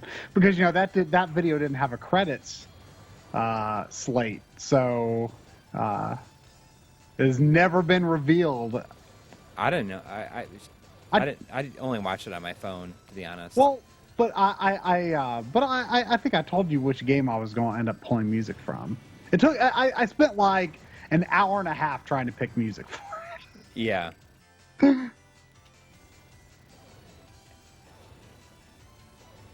Let's see if by the PSA we just mean the video we released about the Framemeister stock situation. We aren't calling that a full episode. We're just calling it a PSA. I mean, it didn't take that long to make. It was all mostly using pre-existing footage and stuff, so.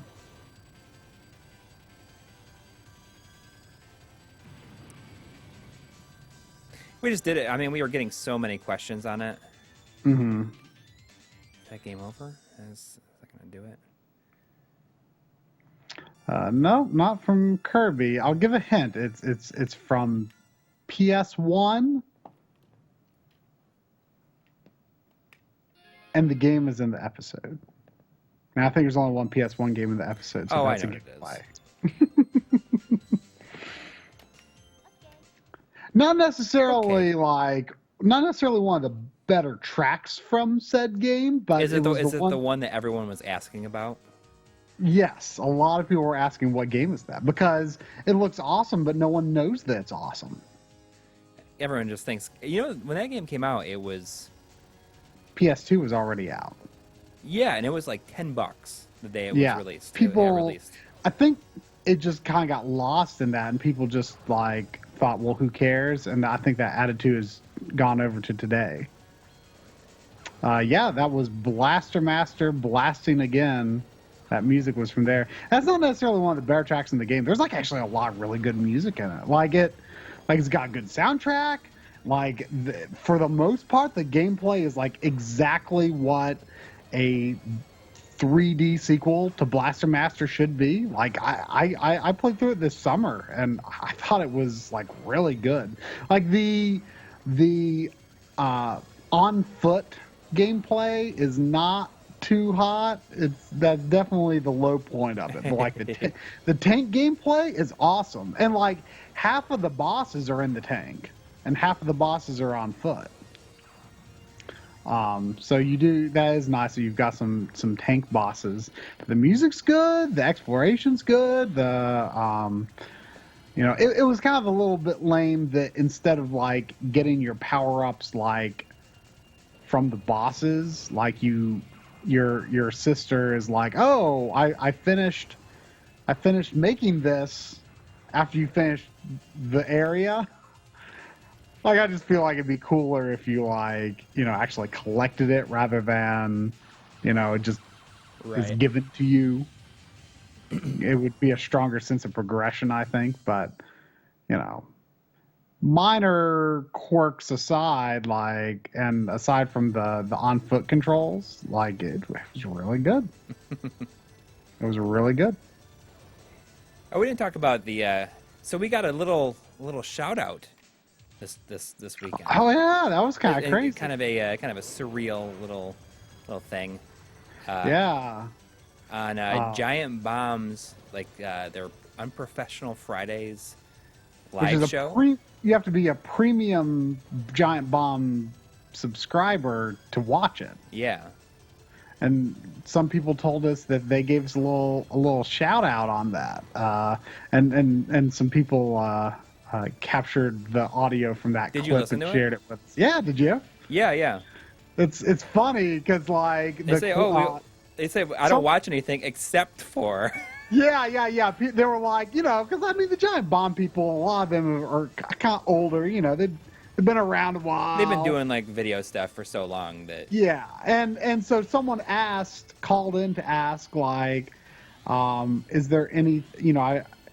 I've heard you guys not say anything too positive about the YouTube scene, but is there anything that you do watch or that you do like?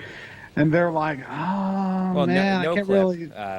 Danny O'Dwyer's stuff. And yeah. They said, and the only other thing that I watch is My Life in Gaming. I was like, kind of crazy. Yeah. It's like, holy shit. Out of all the other options, that's pretty neat. Yeah, that's crazy.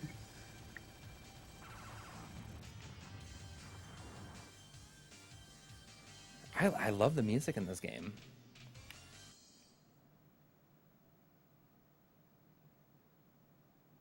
Yeah, it was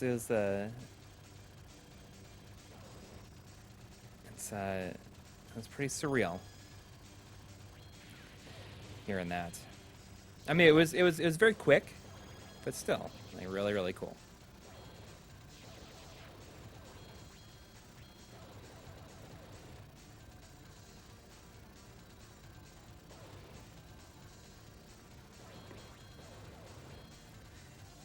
I think that this and the maybe Hyperduel are the best games I've played tonight. Although, everything I've played has been good. Yeah, you made some good picks, I think. Unfortunately, I don't think there was a single affordable game in the bunch, though. Yeah. Were they all Japanese games that you played? Yeah, I think so. Or, Japanese exclusive. I guess Keio Flying Squadron 2 has the PAL version of that. Right.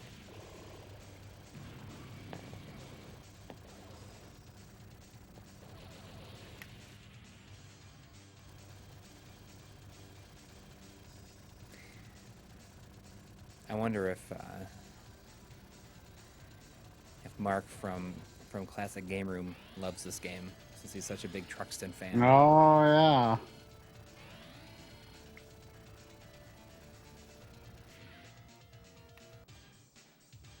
Let's go.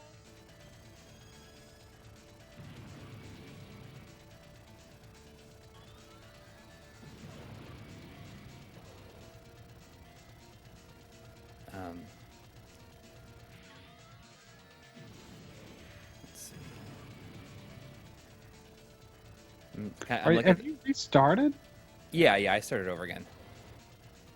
I mean, I'm not gonna play something else this late. Yeah, in the you don't stream, want to do know? the thing.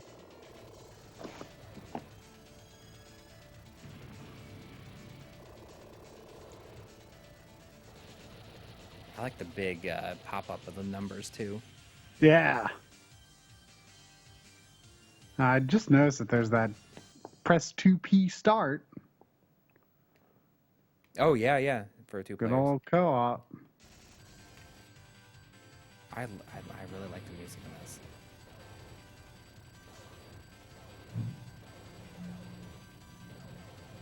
I'm gonna have to see if it's on the KH Insider. Does it stand for Kingdom Hearts Insider?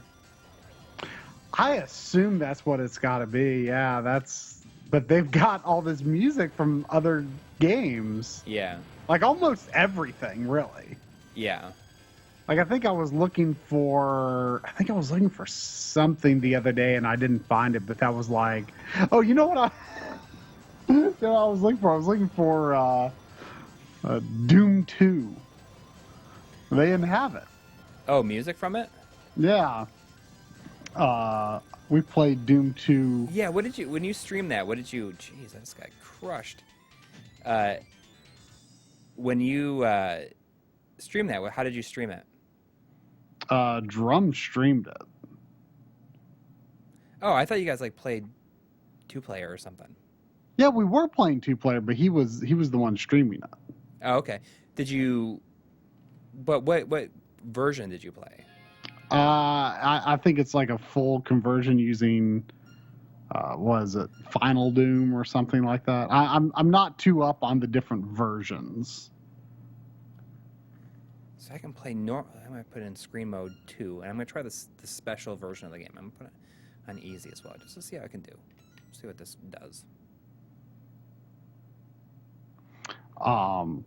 But yeah, like the music was pretty good. Like the music in all those games are pretty good.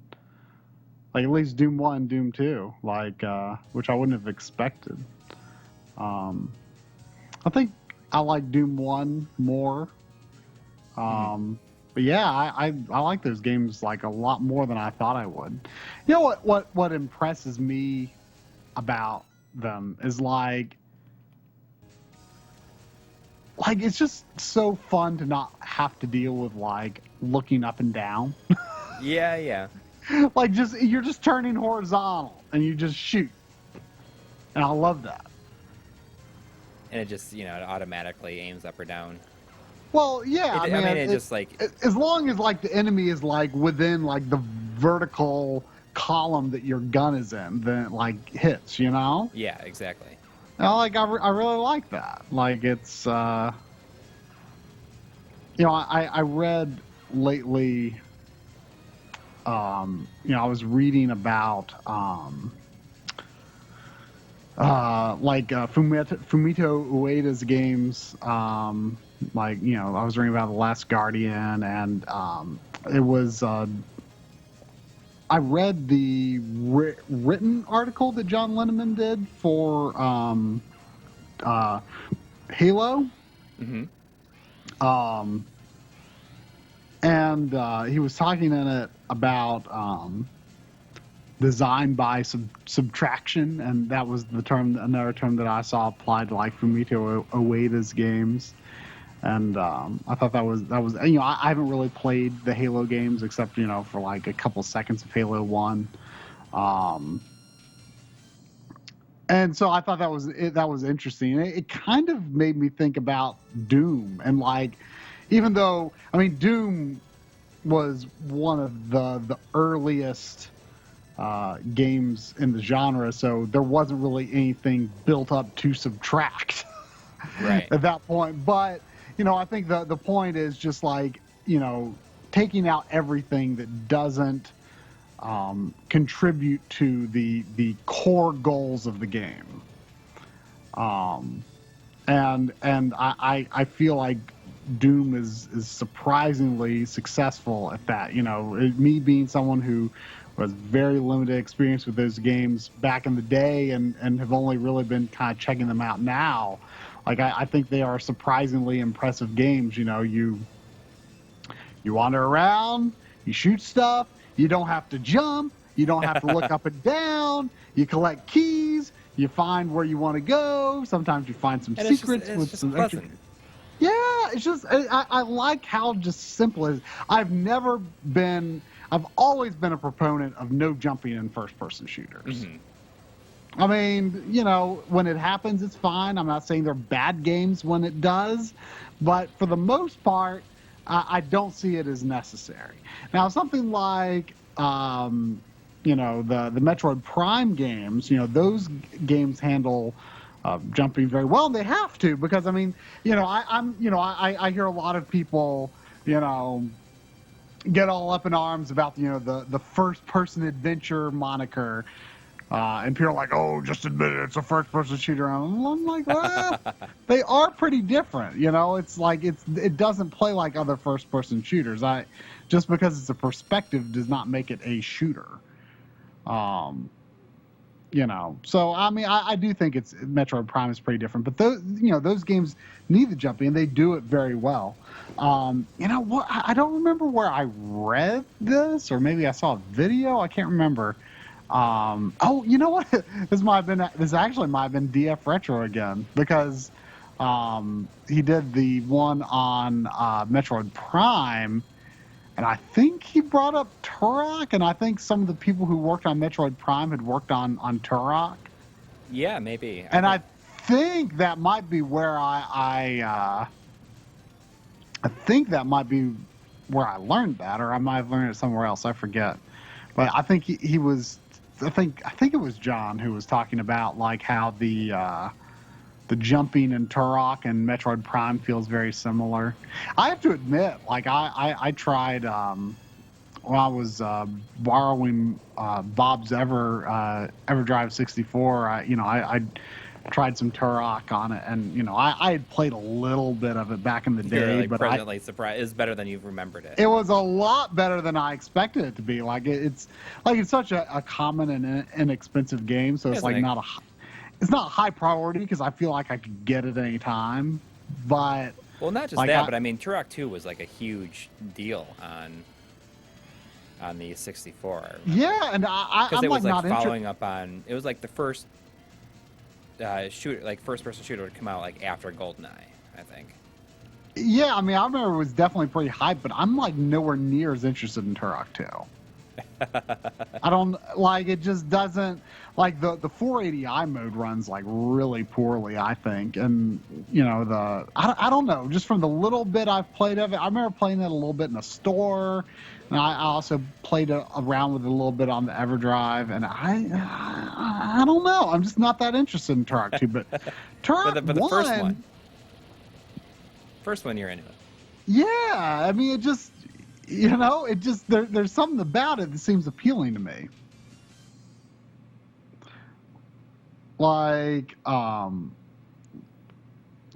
Turok 1 just seems to have somehow aged a little better. Like it plays different than what you expect from a modern console first-person shooter, but I feel in that way, because it's not quite what you expect, and it seems to kind of embrace doing its own thing. I think in some ways it feels like it's aged a lot better than I expected. And Turok 2 kind of seems a little more typical, maybe. Mm-hmm. And it's just kind of like, oh, well, this is just a dated first-person shooter, whereas Turok 1 kind of is like, this is a little different. Like something about feels kind of good. I'm just thinking about how it's actually pretty good that we did this stream, because now if the resolution changes really quick on some of these games, I mean, that makes a big difference for the FrameMeister. If it's going to be doing that. Because I think it's switching the 480i just like on black screens sometimes. Like yeah. So I mean, that's a good point to make. When I first got my Saturn, I got a demo disc with it, and like every time it went to the menu on the demo disc, like there was like some resolution change, and eventually, like it had just like it just kind of screwed up the FrameMeister at some point. It just wouldn't come back, and I had to turn it off and turn it back on because it just like wrecked so much havoc. Right. That's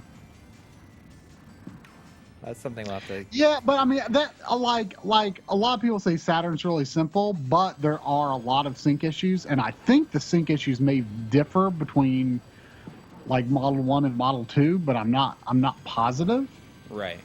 So there are some big questions that we don't fully know the answer to off the top of our heads yet, but we need to look into that.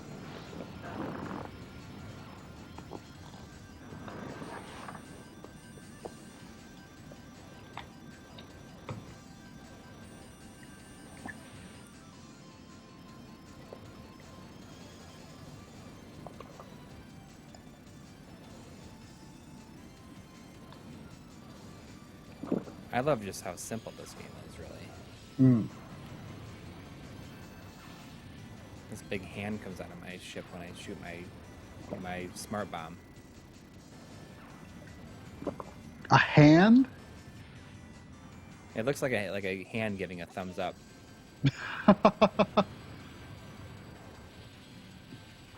Kind of. So next week, I will not be here. Next week, you're gonna have to find somebody to take my place. Probably Dave. He's a go-to. We all know we've had Bob on a couple of times. That's true. I don't know. I'll figure out something. Yeah, going to Fort Myers to visit my family. Fort Myers, Florida. Traveling with two small children is the worst. On planes and stuff. Oh, you're flying. Okay. Yeah. I mean, I guess that makes sense. I don't know why I was thinking otherwise. Yeah. So I will not be here unless I can somehow. It's interesting because next Sunday is Super Bowl Sunday as well. Oh, so we might have poor attendance. We might. Luckily, I think we made up for it tonight. Oh yeah. I think it would have been higher if I wasn't constantly crashing. Yeah, I mean, we got like 320 or something at some point. Yeah. It's kind of crazy. What drew all you people in here tonight? Was it just the awesome of Saturn? Probably. I mean, I promise you, that's what it was.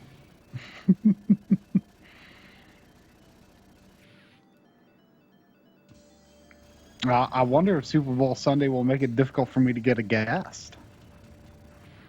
I think that would mean that Bob's probably out, but I don't know. I'll figure something out. Yeah, I'm sure you'll find somebody.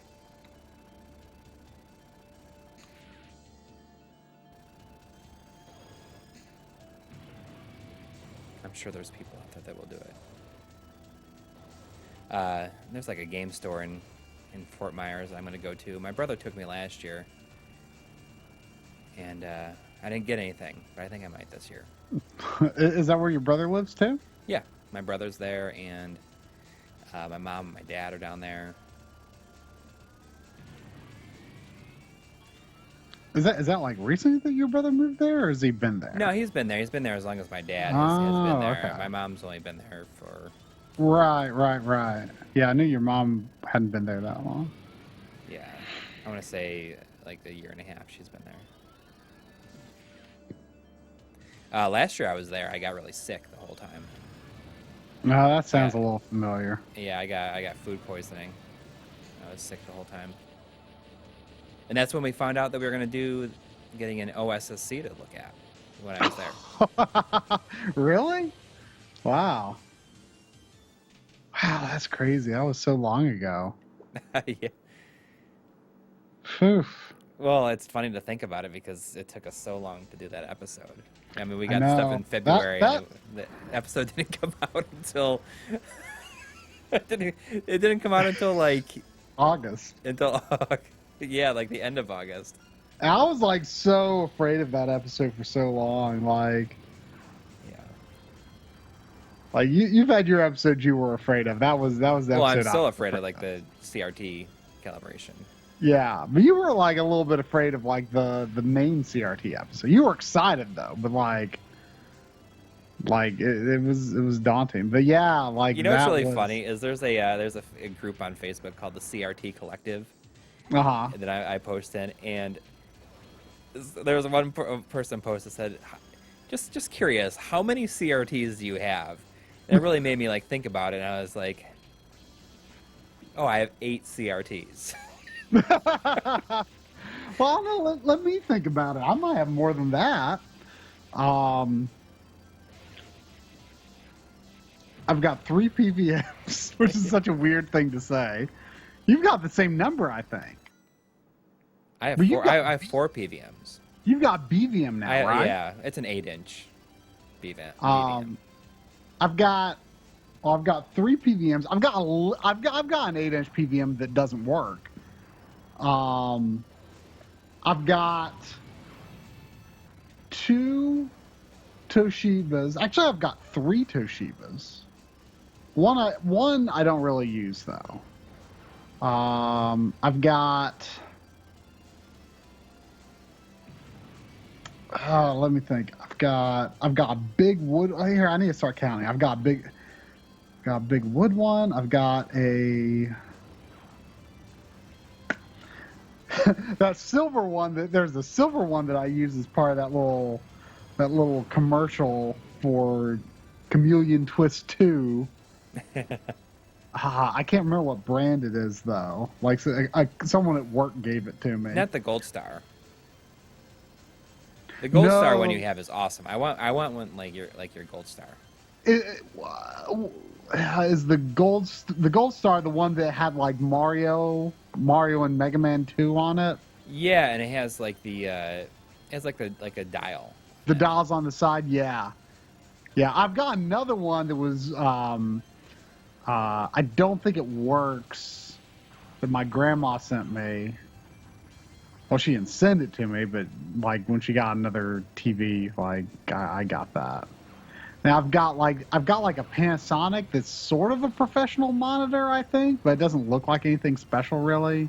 I've got I don't think they work. Well, some of them might work. I've got like some tiny CRTs that are like, I don't know, they're probably like 3 to 4 inches, and there's like they're like program monitors for like switching and stuff, like live switching. Mm-hmm. I think they might be black and white, but I don't think they really work. I've got like two. They're like in a case that's like 3 together, and I've got 2 of those, so there's 6 of those as it is. I've got a Sony Watchman. Oh gosh, so let me go back and count that. I've got. Can I count non-working CRTs? No. No non-working CRTs. Okay. Because I've got. Are you sure non-working don't count? Okay, I'll only count working. Well, you So know I've what? Yes, you can count. I mean, no, like I have one that it works, but like the color is messed up that I was counting. So I guess you can count. Count non-working. Yeah.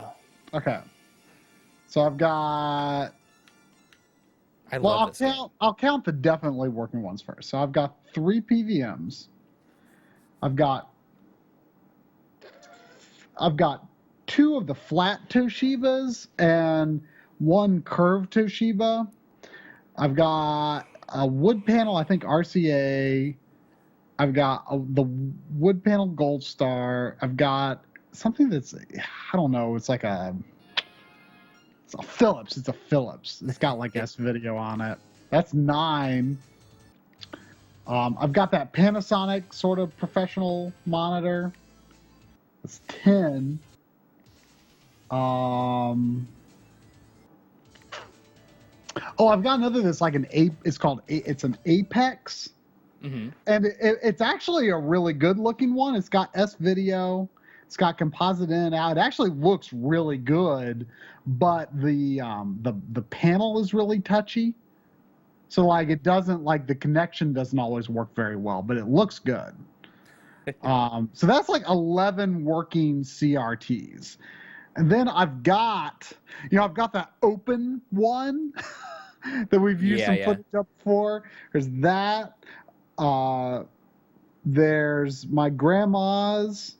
There's an 8-inch PVM that doesn't work.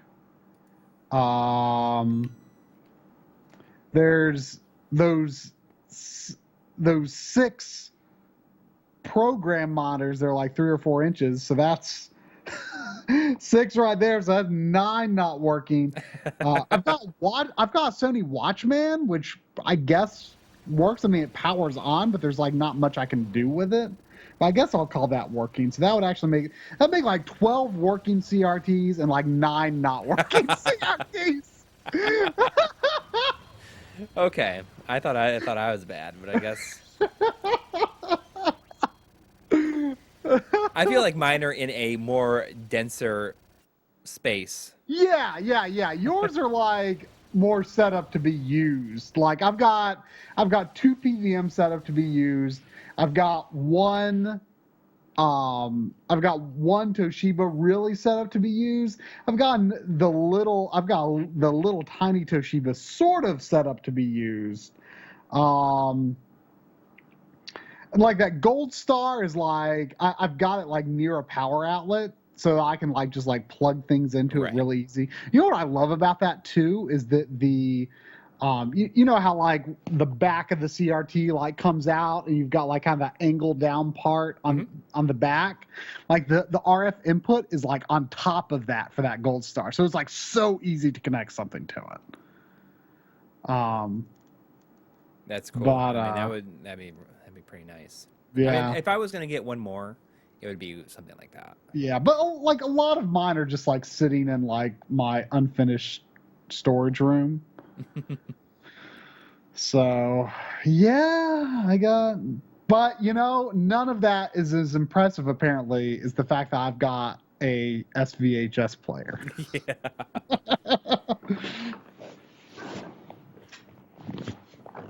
Well, you know, I wish I'd gotten an SVHS player, but I got the mini DV, and then, you know, the mini DV is good too. You're clearly not as popular as me anymore because you don't have it. Maybe I should try putting the mini DV deck, the DV cam, like in the background of an episode to see if anybody notices it. I mean, because it looks very similar, right? It's just a lot smaller. Yeah, I should set it up where I'm sitting on the floor next to my PVM that I have over there. I don't know if you can't see it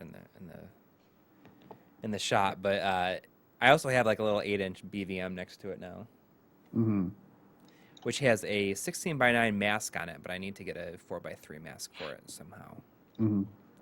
So I guess I'll show this. We're not going to talk about a lot right now, but I mean. Oh yeah. Got a analog NT Mini right here. It's actually, you know, I would not call it that mini. You know, I've seen pictures of the original next to this, and this center part, there's just kind of like more space to the left and right of the cartridge slots. It's you know, still a fairly beefy console. But yeah, we were sent one to look at, kind of beta test, and you know, ultimately we can cover it. Right. So we weren't allowed to say anything until it officially shipped. But yeah, we've had this for the past Like 2.5 or 3 weeks. yeah. This is my favorite thing about it, by the way. It's got this glass bottom. I mean, it's not glass, but I mean, it's like Well, it's just the see-through. It's yeah, but I just think it looks that's like that's the coolest part of the design, I think. You've got these outputs on the back. How's the weight of it? I mean, I would say it's fairly hefty. I mean, I mean, we it thought feels the feels like a other one substantial thing. was heavy. We were shocked. Yeah, how heavy when we the went to original we NT was. were invited to G Anime last November. We were there like about this time last year. It was they had an analog NT or in their game room, and yeah, that was the first and only time we've seen one, and it was heavy. We were surprised. But yeah, so I've been going, through all my games. I kind of, I've sent them a lot of feedback. A lot, any weird quirks I ran into. They actually, I ran into this issue where Dragon Quest 1 and 2 Famicom didn't have any sound, and they sent me a firmware update the next morning that fixed it. I mean, right now they're telling me that, almost anything they want to do, can ultimately be done. I think one thing that I think some wording on the website kind of, I can understand now what they meant by it, but it led me to believe that it had simultaneous HDMI and analog output, which I think would be awesome. But it is only one at a time, and apparently that's not something that you can expect to come through a firmware update. It is HDMI or analog out, but the nice thing is you don't have to make a choice, right? Right. Because the first NT, you had to choose. Because it was using real NES hardware, and I don't think you can use an HDMI mod and RGB mod at the same time. But anyway, so yeah. What if you have it hooked up to a HDTV and a PVM at the same time, but you don't turn on your HDTV? Well, I don't default know. to. I mean, I don't know. if it doesn't have anything to connect to, or do you just have to remove the cable? I think you might have to remove the cable, but I am not sure. I'm not sure. But yeah, like this old console says, it has the 5x integer scale. You can do 5x integer vertical with 1080p, and you can, of course, same with the high def NES. It's almost the identical interface with more features. You can do the 6x, which is not quite the correct aspect. It's a little fat, just a little fat, but it's so close that unless you were looking at a CRT just to double check, like I wouldn't really, I don't overthink of it. So I think it's, in on a 1080p screen, it's the closest you can get to the correct aspect using integer scale. So that to me is the best thing about it. That's very cool. So anyway, yeah, we were concerned that we wouldn't be able to do an episode on it because it obviously it's expensive, and we weren't necessarily planning to get one, but we're hoping we could at least get our hands on one somehow. And so thankfully, yay, we've got our hands on it, so we're going to be able to give it the full RGB episode treatment. So yeah, that I'm hoping to do it as soon as possible. Yeah. Hopefully that'll be the last NES focus thing for a while. Yeah, We're running out of music anyways. Yeah, I know. That's a tough thing. but yeah, so look forward to that. Not this coming weekend, but possibly the weekend after. It might be might be episodes 2 weekends in a row. Yeah, it could be. But I'm going to be gone. Yeah. But I mean, I can. We'll see. It would be Yeah. cool. Like, it's very possible. Well, we'll figure it out. I mean, I don't want the thing to be out for too long before we can do the episode. So. Yeah, it'll be. I mean, hopefully it'll be fairly soon. Yeah, I think we don't want to sit on for too long. We just we want to strike while people are still interested and curious. But yeah, it's going to be it's going to be interesting because I think it's it's something that obviously competes very well with RGB mod on real NES and high def NES mod on a real NES. There's it's got similar and expanded functionality. So the question is, does it live up to the real hardware, and can you accept that it's not truly real hardware, and how well is it perform in that regard? So yeah, I see. Rick Z wants us to try to make eye contact. So you just like turn your head a little bit towards your right, the other way. You go like that, and I'll go like this. I'm not looking at the computer screen, so I can't tell if we're looking at each other right now. Hopefully.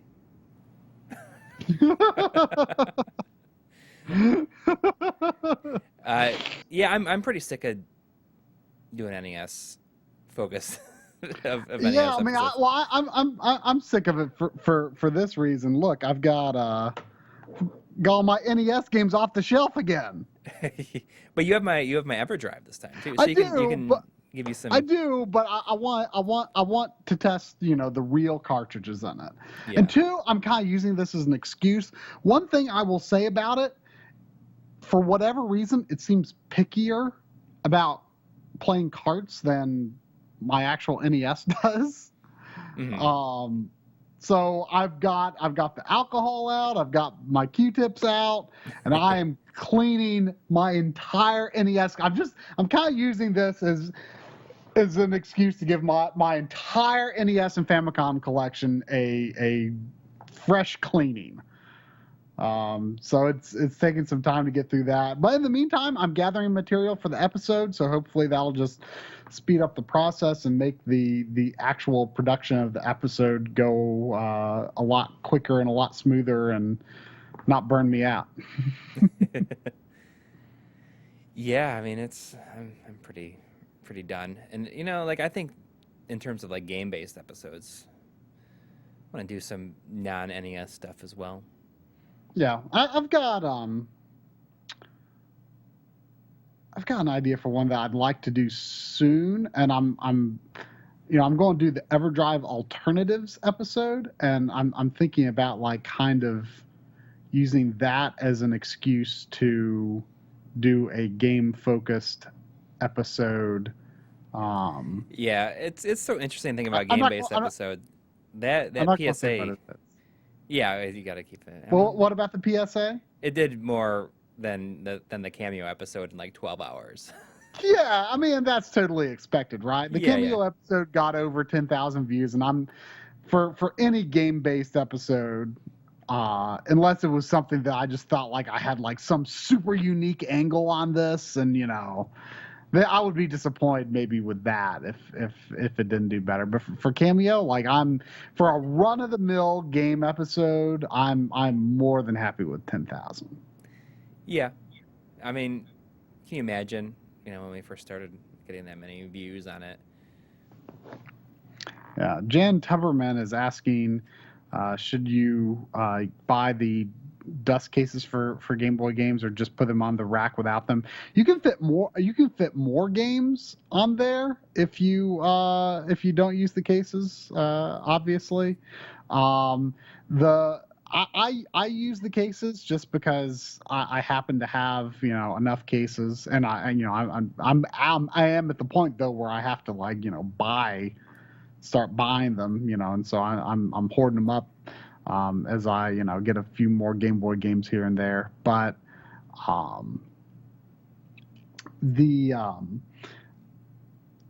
thing with the cases though, that they don't photograph as well with the cases, and it looks much more striking. The game cartridges look much more striking, like in a photo or in video Without without it. the cases. So I did shoot most of that Game Boy display episode without the games in the cases, but I keep them in cases on the racks now. Yeah, I don't have a lot of Game Boy games, but a lot of them are not in cases. But if I would like to have them all in cases. Mhm. I got some for Game Boy Advance that I really like. That they're very rectangular. Like some of them kind of have like a bit of a odd shape jutting out, like where the little thing snaps to lock it closed. And but I like these because they're very rectangular, but they with curved edges, and they fit on the side very nicely in the racks. So now that I've gone to doing Game Boy Advance games that way instead of keeping them in my boxes, that's how I did it. Rick V is wondering if I stole my microphone from a college radio station. No, I didn't.